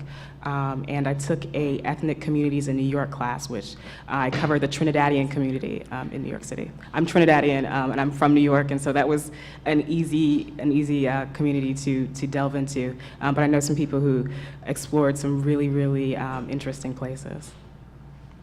I guess I should have mentioned before, I'm in the dual MS program with, so I'm studying computer science and journalism. So my coursework is a little different. I'm taking a course on like how the internet works. I'm taking a course on anonymity and privacy on the internet. A math class on algorithms, which is brutal. And I'm taking a book writing course by Sam Friedman here, which is by far my favorite course.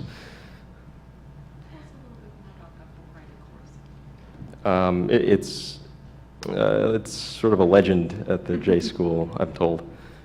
Sam Friedman,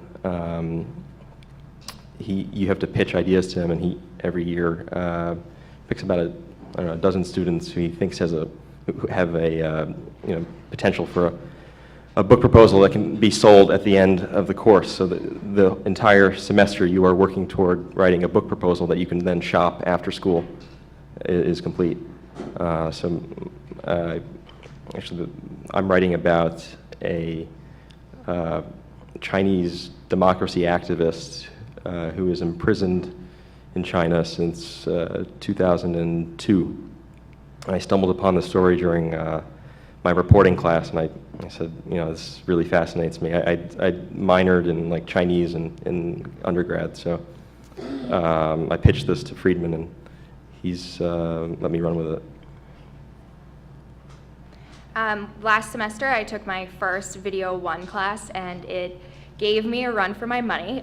It was the biggest learning curve I had ever probably faced. I had never touched camera equipment before, and I had a professor who I am now super thankful for, but she was like, just get out there, go do it. I'm not going to tell you anything, just go figure it out. And I was like, whoa, I'm coming back with no sound. I don't know what I'm doing. But I now thank her so much for pushing me to just go out there and do it. And it was a great experience. So I started in video last semester. My other class was The Art of the Profile, where we wrote 2 longer form profile pieces on people of our choosing.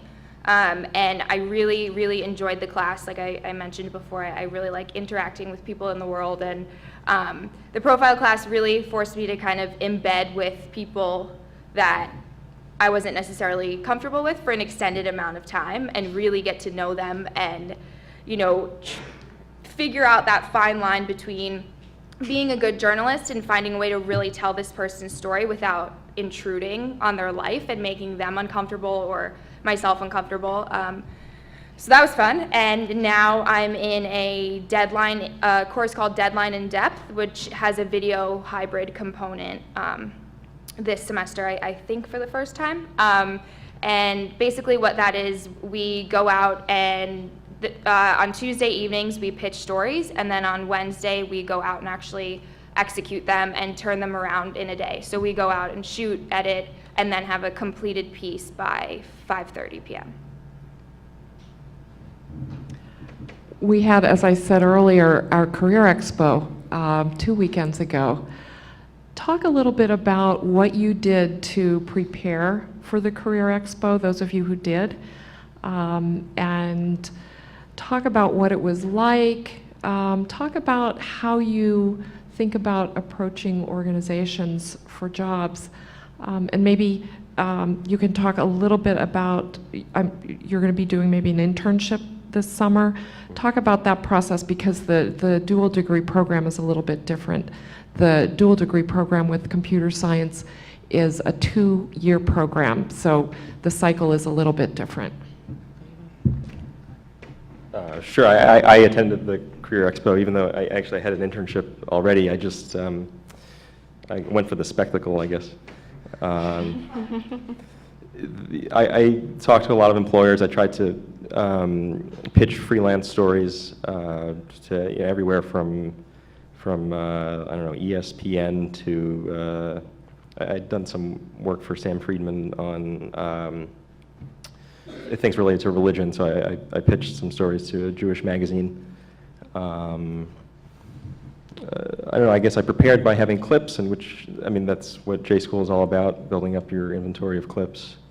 And I do have an internship this summer. I worked on getting that during winter break. I'm going to use my computer skills at Reuters, where I'm going to be on their data journalism team. So stuff related to, I guess, what Mark Hansen told you about, gathering data from databases and creating stories. And I am interested in television, and I will be going into local television after I leave here. And so to prepare for the career fair, I compiled my reel, which is basically a montage of stand-ups and about 3 stories. And when I went to the career fair, I know that I want to go into television, and so I only went to broadcast companies that owned local stations. I showed them my reel. I talked to them about what I want to do, why I'm passionate about journalism, and it turned out really well for me. And so I have a few interviews lined up for the week after next. So cross your fingers for me. And yeah, so that's basically how I prepared. It was a really crazy week right before the career fair, just because we had just turned in our master's projects, and school was back in full force, and we also had to prepare for the career fair on top of that. So the night before, there were a lot of people in here printing out clips, getting their resumes together, refreshing their websites. that was one of my favorite nights in the J School. We ran out of ink and a lot of printers. It was really crazy, but I think it turned out really well. I guess I had sort of a similar experience to Avery's, but I'm not totally sure that broadcast is my sole focus anymore. So I kind of was looking at things across the board. But like Avery, I compiled my reel, just a short few clips for local news people to look at. Showed that to them, but I also had print clips that I was showing. And yeah, just talked about why I was passionate about journalism, why I want to do it professionally. And kind of touching on Avery's night before experience, I think while this entire experience has been about building a community and becoming super close with your classmates and everyone here, like that night really solidified that for me. Like everyone was here printing stuff, running around like crazy, and you kind of think that people would be getting competitive with each other at that point, and I just didn't sense that. Like it was very much like, you go get them tomorrow, you can do this, and we're all here to support each other, so. I kind of went there just to chat. You know, Yeah. there's so many employers there from all these different big organizations that, you know, I read their news all the time, so I had fun talking about, like, you know, who they follow on Twitter and what they look for in journalists when I'm a little bit more serious about it next year, I guess. Why don't we talk a little bit about, because I know there was a lot of interest about the master's projects that you've been working on, sort of how you arrived at your ideas, what you thought about, how you've approached it, and where you hope you're going to go with your projects. Okay, well, I did a video hybrid project because I'm a student who's interested in broadcast. And I started by saying to myself, well, what can I do that's compelling enough to warrant a video part of this project? Because in order to get that sort of project, you have to pitch and be approved to do that sort of hybrid project. And I was in Harlem, I live in Harlem, and there had been a killing of a young transgender woman named Islan Nettles. And there was an uprising of the transgender community in New York City. There have been a lot of marches, a lot of protests since then. And I said, let me capture this community in a way that hasn't been covered. And it's something that I had never had any experience with. I met people and I talked to people that I would have never talked to otherwise. And so I think that that was a really great experience for me to go and cover a community that I had no prior knowledge of. And so that went well, and I turned in my project a couple weeks ago. I shared it with the subject of my story. Her name is Jennifer Lopez, and she is an activist in the community, and I kind of followed her as she campaigned for this cause to get the person who is accused of killing Islan Nettles charged with murder. It hasn't happened yet. The police have been rather silent. And so after this, I'm not sure where I'm going to go with my story. I've shared it online. I've gotten really great feedback from press people that I know, from friends and family. I'm not sure if I'm going to pursue selling my story. Okay, so I'm working on a book proposal right now, which is sort of like a master's project. I don't work on my master's project until next year since I'm in a 2-year program. I stumbled upon this story, like I said, when I was in first semester reporting class, and my professor, David Claytel, who, I don't know if you've met him, but he's like the perfect archetype of the crusty, cranky newsman. And he said, all right, all of you are going to go cover transportation in New York. And so I said, okay, this is really dull, but I picked Staten Island transportation. Actually, that was my beat. And when the UN General Assembly rolled into town, he said, all right, we're going to take a break and we're going to go cover the UN General Assembly protests. And you're going to write about traffic, because Midtown is going to be, totally in gridlock. And I came upon these protesters who they thought it was a good idea to drive around a van in Midtown. They were just stuck in traffic the whole time, and they had like a banner out the window, and I got a seat on that van, and I chatted up the driver because I had to write about traffic, and the driver of the van, it turned out his father is this democracy activist who really was the father of a movement way before there was a movement, because he was one of the first Chinese nationals to come study abroad after, just right after Deng Xiaoping came back into power. In 82, I guess he came here. So anyway, I just became obsessed with this story, and I've continued working on it for the book proposal. Somebody asked before about international travel. I haven't exactly done international, well, technically I guess it is international travel. The family of this guy is based in Canada, so I've been driving up to like Montreal and Toronto, and I've done like 3 trips that are just like a day at a time, so the border guards are always like, what are you doing here? They're very suspicious. I'm just taking these one-day trips. And it's taken me to, these guys in Montreal who are like 93 years old and they only speak French, and oh my God, I don't remember my French from high school. And, it's just, this is what I came to journalism school for, and why I'm aiming to become a journalist. I stumbled upon my topic completely by accident. Initially, I thought I would do something arts and culture related. I was looking a lot into the off-Broadway community here in New York. Had pitched that, thought I was about to go through with it.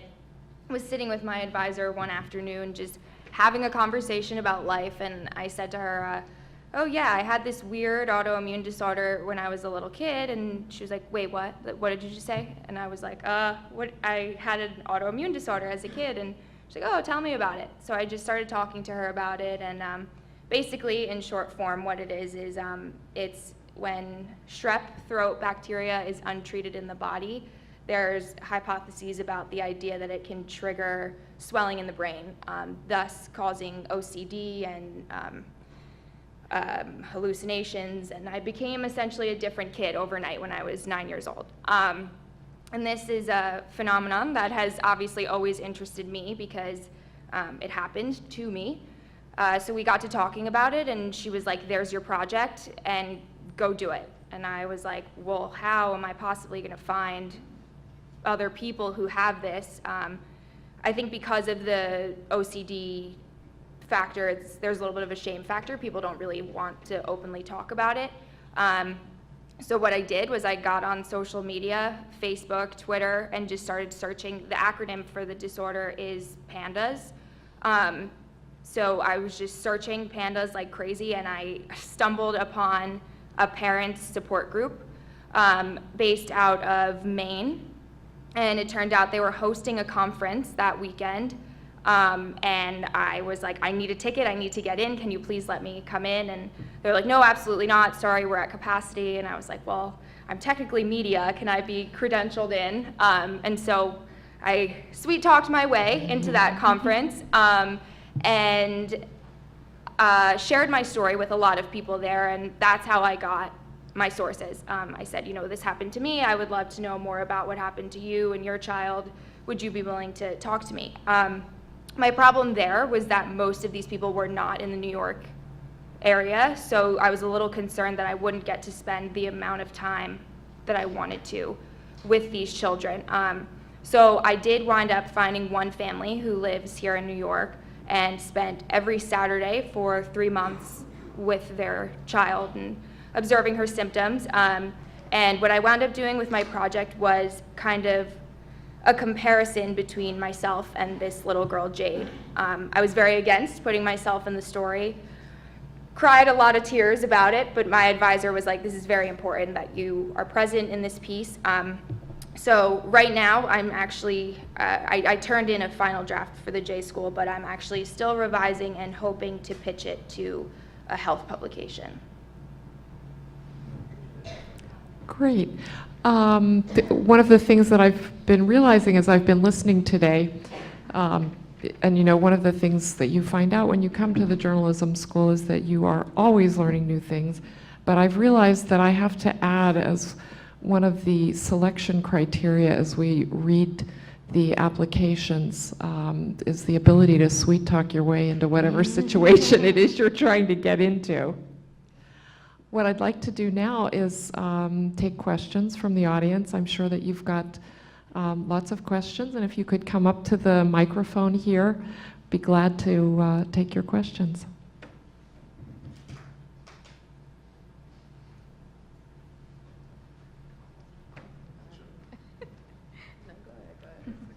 Got lots of questions today. So I wanted to know, is anybody on the panel actually currently involved in any professional endeavors right now? And if you are, how are you able to manage that with your studies here at Columbia? Well, I work part-time at MSNBC right now on the digital side with MSNBC's Morning Joe. And you're a full-time student? I'm a full-time student. Okay. I work part-time. I work from 8 to 2, Monday through Wednesday. I don't have class those days. I will say that it has made it very difficult for me to do reporting for my classes that I have, especially because I'm in a broadcast class where I have to be shooting video and I have to get people while they're available. So that has been kind of difficult for that. Other than that, I think in my master's project, it was a little difficult in the beginning of the semester, just because for half of the semester, I was working on my master's project on top of my classwork. But I've managed, and I'm finishing it, so. Cool. Mm-hmm. Thanks. No problem. I mean, yeah, I do some part-time stuff as well, just like freelance research for a French magazine. It's called Paris Match. I didn't really know much about the magazine when I went in for the job, and I was like, I read all these business publications and tech stuff, and they're like, we're a mix of Time magazine and People. So I've been compiling lists of like human interest stories from North America from the past week. So if you know anything, let me know. And also, like, I used to intern for the John Batchelor show, and I've continued. I go there every now and then. He's on every night. So basically, you are 9 to all 1. able to exist, and you're not pulling your hair out and screaming and bursting into tears. No, All right, sounds No good. tears. I think so. Depends on the day. Right, exactly, that's what I was gonna say. This is not for short people. Hi, I actually had one question, but now I have two based on what you just answered. But the first question I have is with respect to just creating your online portfolio, or just creating your portfolio in general, packaging yourself. Did you feel like the school helped you to do that, like create an online space where you can share stories, videos, etc., especially you since you're interested in broadcast? And then the other question is your part-time position, did you get that through an internship or did you have that prior to Columbia? The first question is for everyone. Okay. So the first question was about, did Columbia help me do a portfolio, an online presence? Yeah, just kind of creating an online biography. Well, I had a website before I got here, just because I was planning to go into television right out of undergrad. But there definitely are portfolio workshops that the Digital Media Associates hold to help you, create that sort of space for yourself. I've been able to add stories that I've done while I was here to that portfolio. So I've been able to do that while I was here. And then to my job, I got that as a sort of, I have a friend who was in my reporting class who kind of tipped us off that she had a friend that was looking for someone to come and assist her at MSNBC. And so that's how I got that job. And you feel like being at Columbia definitely helps? I mean, in that respect, yeah, definitely. Mm-hmm. Yeah, a second. There are workshops like throughout the year, but especially when it comes time for turning in internship apps that help you like create a website that showcases your talent. And I think there's like a class. I don't know. I haven't taken. We also have an audience and engagement course, which basically kind of teaches you how to utilize social media to your benefit. I think you guys covered it, yeah. Thank you. Hey, my question is to Alfred. I'm kind of in a similar situation. I graduated with computer science. I'm sorry. I graduated with computer, well, yeah. So, and hate every bit of it right now. I've been working for about 2 years. So I just want to know, what was the transition like and what do you see yourself doing after you graduate? I would like to become a print journalist after graduation.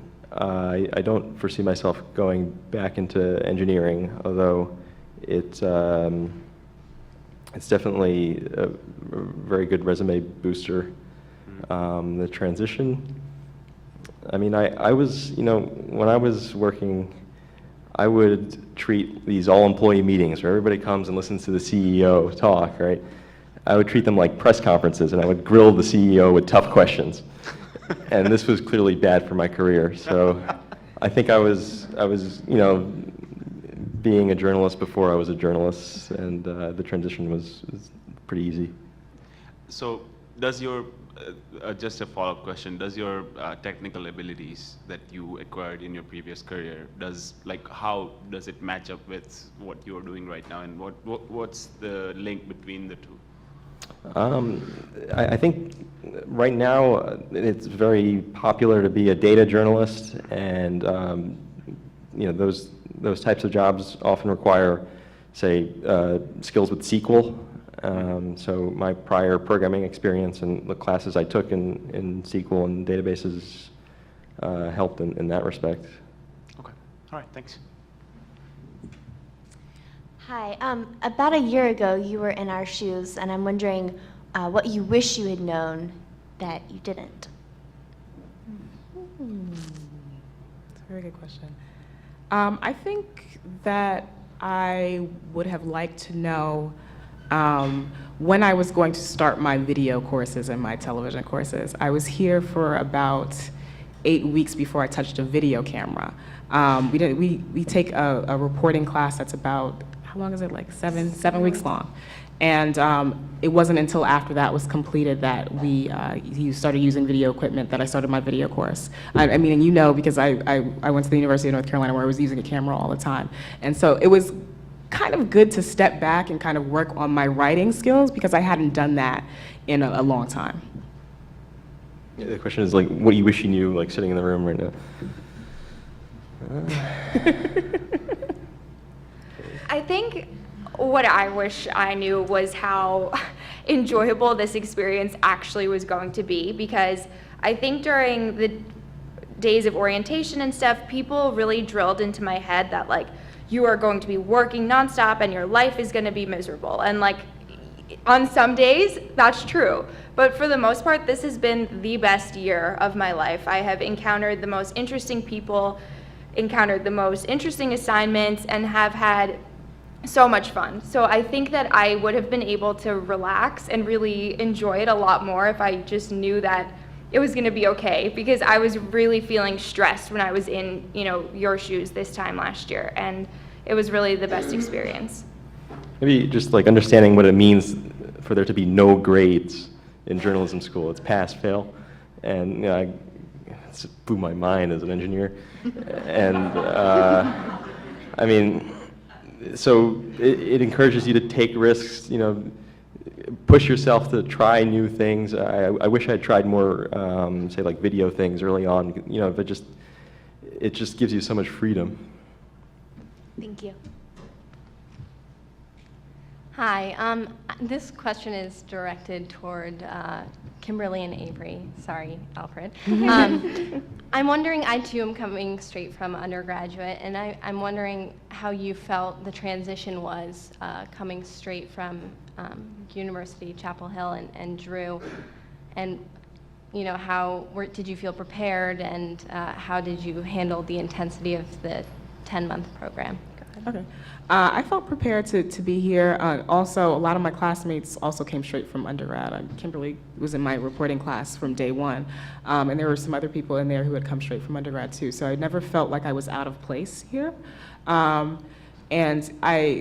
In terms of handling the coursework, I mean, you're in school every single day from 9 to 5 in the middle of August, and it's hot.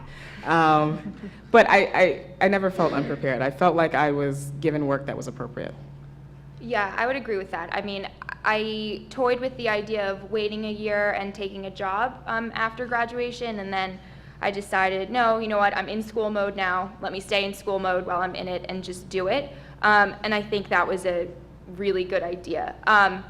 For me, the coursework was a very drastic change. I was an English lit major at Drew, so I wasn't really working on such fast-paced deadlines. But with that said, I knew that this was what I wanted, and in the beginning, it was a little bit of a shift for me to get used to the way things worked here, and the fact that we are really in school from 9 to 5 every day, and we're still here on the weekends, and so I had to learn how to manage my time a little bit better than I did when I was at Drew, but I think that happened really fast, and it was a pretty easy transition. Thank you. So, really short. When you guys were looking for job opportunities, did any of you happen to reach out to any of the alumni or manage to talk to any of them?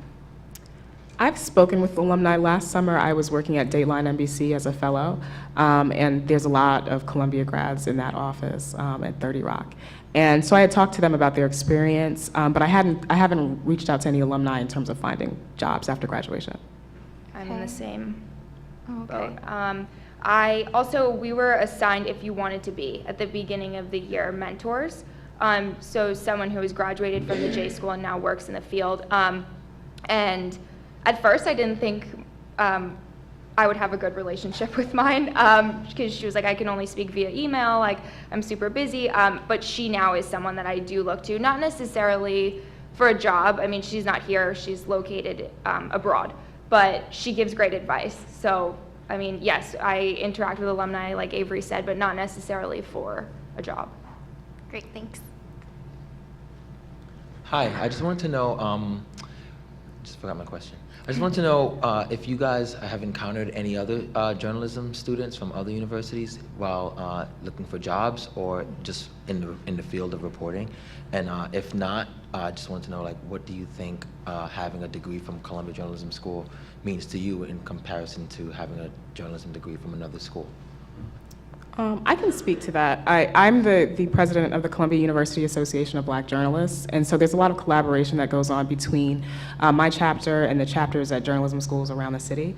And so I've invited them to events. They invite us to events. We get to mingle a lot. I've also encountered some students from NYU when I was, reporting for my master's project. I mean, it's very friendly. I mean, you're both in J School, you both need a job at the end of it, and so it's always good to meet people. And in terms of what the journalism school means to me, I think it was an investment in my network. I know that when I leave here, there are so many people who have walked through these doors that I will be able to look to as resources. The alumni network, I was going to say before, it's hugely important. I mean, you bump into Columbia J School grads everywhere. I think the reason I thought of Columbia J School is my old English teacher and newspaper advisor was a Columbia J School grad, and I've always wanted to be like him, and I came here. I live in the International House over here, which is like a graduate student dorm. It serves multiple universities, and so I meet like CUNY journalism school people also, and I mean, I don't know, they have a nice new facility there, but I don't think it has the same name recognition and the same alumni network, so that's really why you come here. Yeah, I would say the people you learn from here are the cream of the crop. I mean, I have not encountered one faculty member that I don't feel like I now have that I will not have a continuing relationship with. I think that's what has set this experience apart from anywhere else for me. I don't know that would necessarily be true elsewhere. Doors are always open here. They're always willing to help you and talk to you. So I think that's it for me. So would you guys say that you feel more competitive in the field coming to this school rather than to another school? Yeah. At the same time, I would say don't drink the Columbia Kool-Aid and think that you're going to come here and you're not going to have to work for whatever you're going to get post-graduation. There's people in this building all the time working, people who are here early in the morning and they don't leave until very, very late at night. So, I mean, don't think about competing against everybody else, but you're also competing against the people who are in this building too. Okay, thank you very much. Thank you. Hi, I wanted to know if you can elaborate on some of the relationships you've been able to build with your faculty here at Columbia Journalism School. So Avery and I started our experience at Columbia with our reporting professor, Karen Stabiner. And you know, the OCD and anxiety I mentioned that I had as a little kid hasn't totally gone away for me. So when this started, I was super anxious, and I was like, am I going to be able to do this? Like, this is going to be a rattling experience. And she just made it a smooth transition for me. I still talk to her via email like almost once a week. And that's true for most of my professors here. They're just very willing to work with you and get to know you, not only in a professional setting, but, you know, like I said with my master's advisor, like I started talking to her about this autoimmune disorder that I don't openly speak about because she made it feel like such a comfortable space where I could confide in her. So I think here you have people who are professionally top of the line, but also really compassionate people who really want to get a sense of who you are and get to know you and make you the best journalist and the best person that you can be. I think the thing about there not being any, you know, being at all, not being any grades, but it being pass-fail is that J-School becomes, and it's on you, it's what you make of it. So I've found mentors in my professors here. I've mentioned David Claytell, who's fantastic. He went above and beyond what he had to do. I turned in multiple revisions of all my stories. I turned some of my stories into like radio pieces, and he listened to that also, even though they're, you know, pretty amateurish. And the same goes for Dick Wald, the ethics professor, who's, you know, he's no nonsense, says it like it is. Who else? Sam Friedman, obviously. He calls students illiterates, but his students are semi-literates, and he really takes us under his wing. And, yeah, I mean, you have to find your mentors here. And then I would say my favorite professor in terms of mentorship is Bill Wheatley. He was the executive producer at NBC Nightly News. Anytime I get a call from a television station, I bounce it off of him. What does he know? Who does he know? Should I consider this station as a real place that I would want to work after graduation? And I think that will continue on after I leave here. I've also talked to alumni who rave about him all the time, and so it's good to have been taught by him. Thank you. Hi, I have two questions. The first one is for Kimberly and Avery. Both of you kind of mentioned that out of undergrad you considered going straight into the industry. So what kind of factors did you guys consider that helped you make the decision at the end to come to Columbia? And my second question is for Avery. You talked about how you had some experience in your undergrad with broadcast. Do you think Columbia has really helped you build upon what knowledge and skills you had before, you know, learning new things and ideas and projects and stuff? You want to go first? Sure. For me, it was kind of an easy decision because like I said, I had not had broadcast experience beforehand, and I knew I wanted to get some of that. So that was kind of the deciding factor. I was interning at Fox Business Network at the end of my senior year, and I was thinking about staying there, but I started considering if I really did want to eventually pursue a career in broadcast, I would need skills that I totally didn't have at that point. So I think that was what the final decision was. You know, I wanted to get my hands on a camera in an environment where I could try and fail and not have it be the end of the world. You know, I needed to be in a comfortable space where I could try that for the first time. So that was really the deciding factor for me. And for me, I really wanted to come here when I was in high school. And so when I got in, it was like a dream come true. And so that was, you know, most of what put it over for me. Also, I mean, an Ivy League degree is not going to hurt you. And so it's not. And so that was also something that I you know, thought about when I was deciding whether I should come here or not.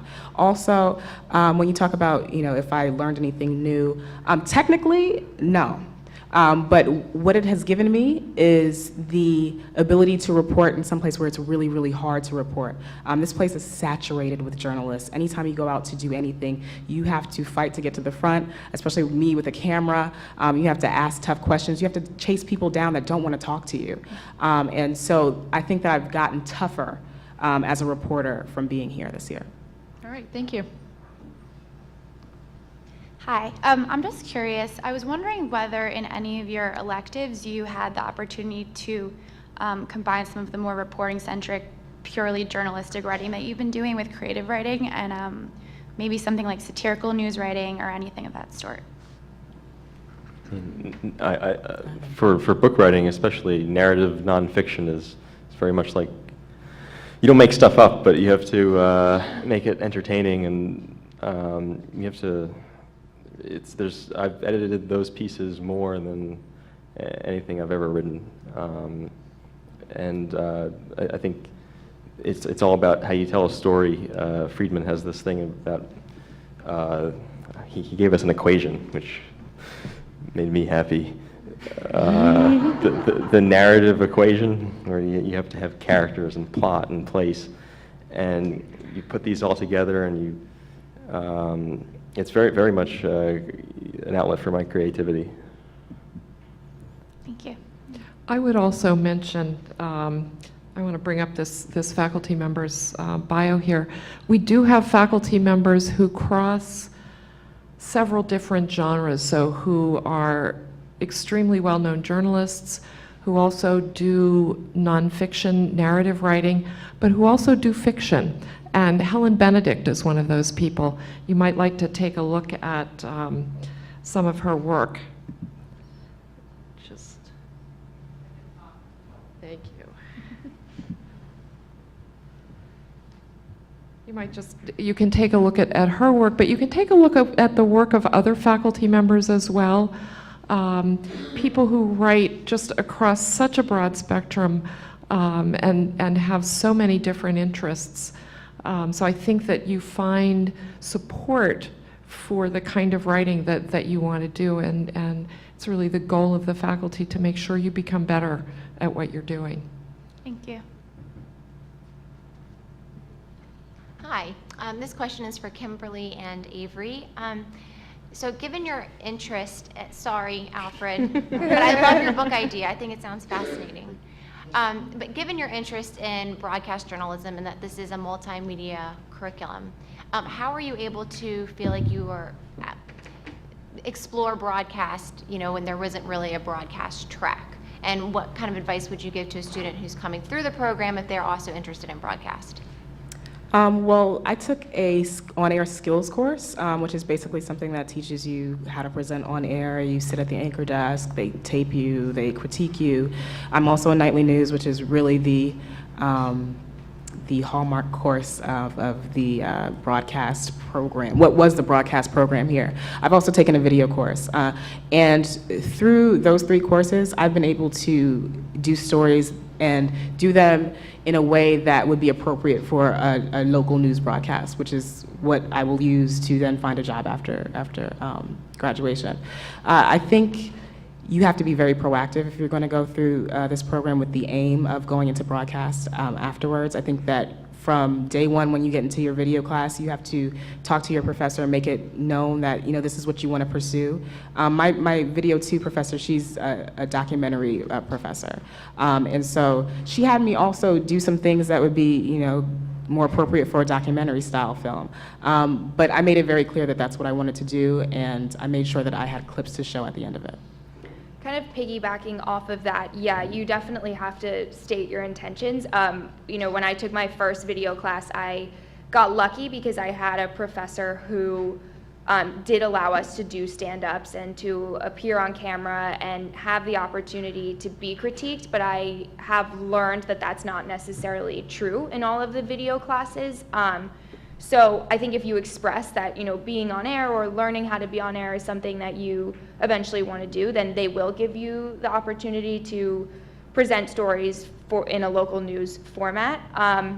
But I think my video class was one of the exceptions, that was just the format we worked in from the get-go. So I think you have to definitely be open in stating that you want that.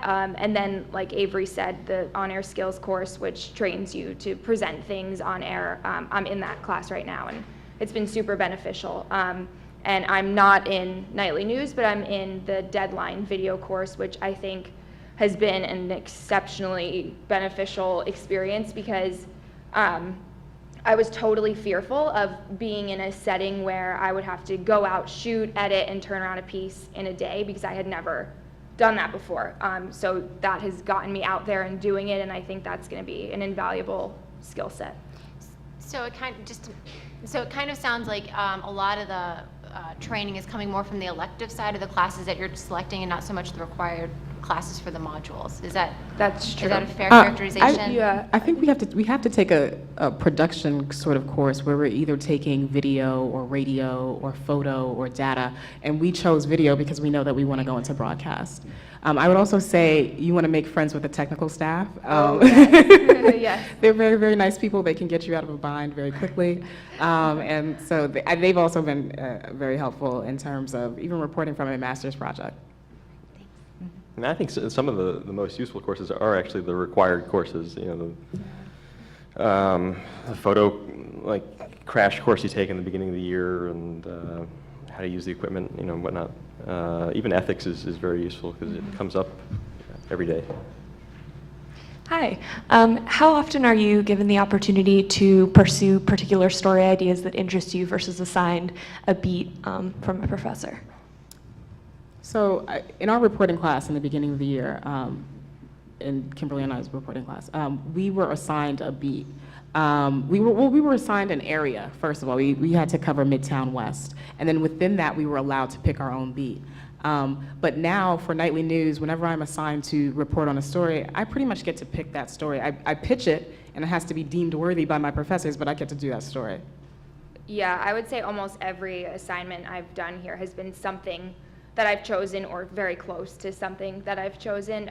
Like Avery said, in our reporting class, we were given a geographic beat, but within that, like, I was able to choose arts and culture and cover theater and film because that's what interests me.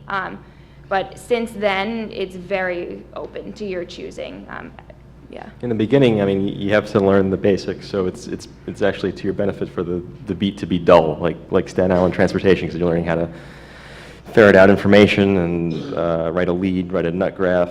But within that, you can find some amazing stories. So like I was covering Staten Island transportation right around the mayoral election. And I said, you know, maybe I should do something related to the race. And I went and stalked Joe Lhota out on the south shore of Staten Island. And really, basically, nobody else went there. I had exclusive access to Joe Lhota, and I talked to him about Staten Island potholes and bridge tolls for the whole day. He was pretty sick of me by the end. I mean, there was like a couple people who came, somebody from the Post and somebody from the Journal, but they kind of did hit and run things. So, you know, the world is your oyster. My question's also kind of about beats, because all three of you, you're kind of fairly local to the New York area, but so for someone who's not from the city, what kind of reporting resources are you given to cover your beat, or what kind of direction? I mean, I think that in our reporting class, I mean, you're told to go and, you know, walk around your beat. You have to go and explore your beat. I mean, you're also taught here, there's excellent library resources. We have a librarian who's really great about finding databases and finding information that you need to report a story. I mean, it's about reading, really, and finding out more about the city. In the beginning of the year, there was a series of lectures, and some of those lectures cover, you know, what New York City is about, the demographics of the city ethnically, things like that. You kind of just explore. I think that's the best way to tell you how to get used to the city. Like, are you asking if you get a press pass anywhere or something? You do not get exactly. You do get a press pass, but it doesn't really do you much good. And I mean, frankly, if you're a reporter, you kind of have to build your contacts, and you know, if you go to the press person, like the designated press officer, he's usually not going to tell you, he or she's usually not going to tell you anything. He's not gonna tell you. You have to work around that. That's part of why it's fun. Yeah, definitely just exploring. I mean, I'm from New Jersey, so I did kind of have an advantage that I had been in New York a lot growing up, and so I kind of knew maybe where I could start to find things, but not necessarily. I mean, I hadn't ever been a reporter here, so I kind of started from scratch also, but I'll say what I did learn is how much you really can find things by using Facebook, Twitter, Instagram, apps on your phone. Like I check Twitter constantly for story ideas or connect with sources through social media. So I think, I mean, it seems very trivial, but that's something I didn't realize until being here. Yeah, so just exploring and you'll figure it out. It kind of comes naturally. Okay. We do have a lot of fantastic guests who come into class, like people, newsmakers as well as people in journalism. So you'll find resources that way. Thank you. Okay, we'll take these last two questions, and then we're going to take a well-deserved break here. Hi, this question's for all of you. I guess I'm just kind of wondering if you could kind of walk me through a typical week, because it seems like you guys are doing so much in a week, and I don't really quite understand how the whole time breaks down. I mean, it seems like you're in class from 9 to 5, and then you have time to drive to Maine and Canada and spend a day in Staten Island. We're just superheroes. Yeah, so I don't know if you could, and you don't have to go into every little detail, but also, do you have any free time, and then just how does it? What's like a typical schedule like? Well, this semester is a lot more flexible than it was last semester. Last semester, I was pretty much, locked down to school pretty much every day. I mean, we had scheduled reporting time. They schedule reporting time into your schedule so that you have time to go out and actually report these stories. But this semester, for me, I'm at work Monday through Wednesday from 8 to 2. I typically will do my reporting for my consumer journalism class after 2. Monday through Wednesday, and Thursday I am in class from 9 to around 1. We do a story conference for Nightly News. We talk about what we're going to cover, and then we go out and we do it. And then the next day I'm pretty much here from 9 to 7, producing the news broadcast. I think of my life in terms of deadlines now, and I don't know, maybe that makes me a procrastinator, but I do things based on those. So I have a deadline Sunday night, Wednesday afternoon, Thursday afternoon. There's a lot of free time. Yeah, the first semester is a bit more packed. Like Avery said, you're kind of locked down to school. But with that said, you do find time to do things you love. And like I said earlier, don't let the idea of like, you're not going to have a social life, like make you anxious, because I mean, yes, you have less of time for your social life, but you find it. And I think something that overwhelmed me initially was when I looked at, they gave us a Google Doc calendar in August that kind of laid out our day-by-day thing. And, I was looking at these blocks of class time, and I was like, wait, how am I going to have time for reporting? But really, there is time for reporting scheduled within that class time. So, you might see a 9 to 5 class, but really you have from 2 to 5 to be out in the field reporting. So there is scheduled time for you to get out there and do your reporting and not necessarily drive to Canada. I don't know how you're managing that, but there is time to... Over the breaks and weekends. I can't find time to visit my parents on Long Island, so I don't know. Yeah, I mean, yeah. My reporting professor, you mentioned like how you build in this reporting time. Like Claytel used to have us come in, he'd give us a little introduction, and he'd send us out like, you got 30 minutes, go find 5 people to talk about transportation, come back and have like all their contact information, blah, blah, blah. So it's learning by doing.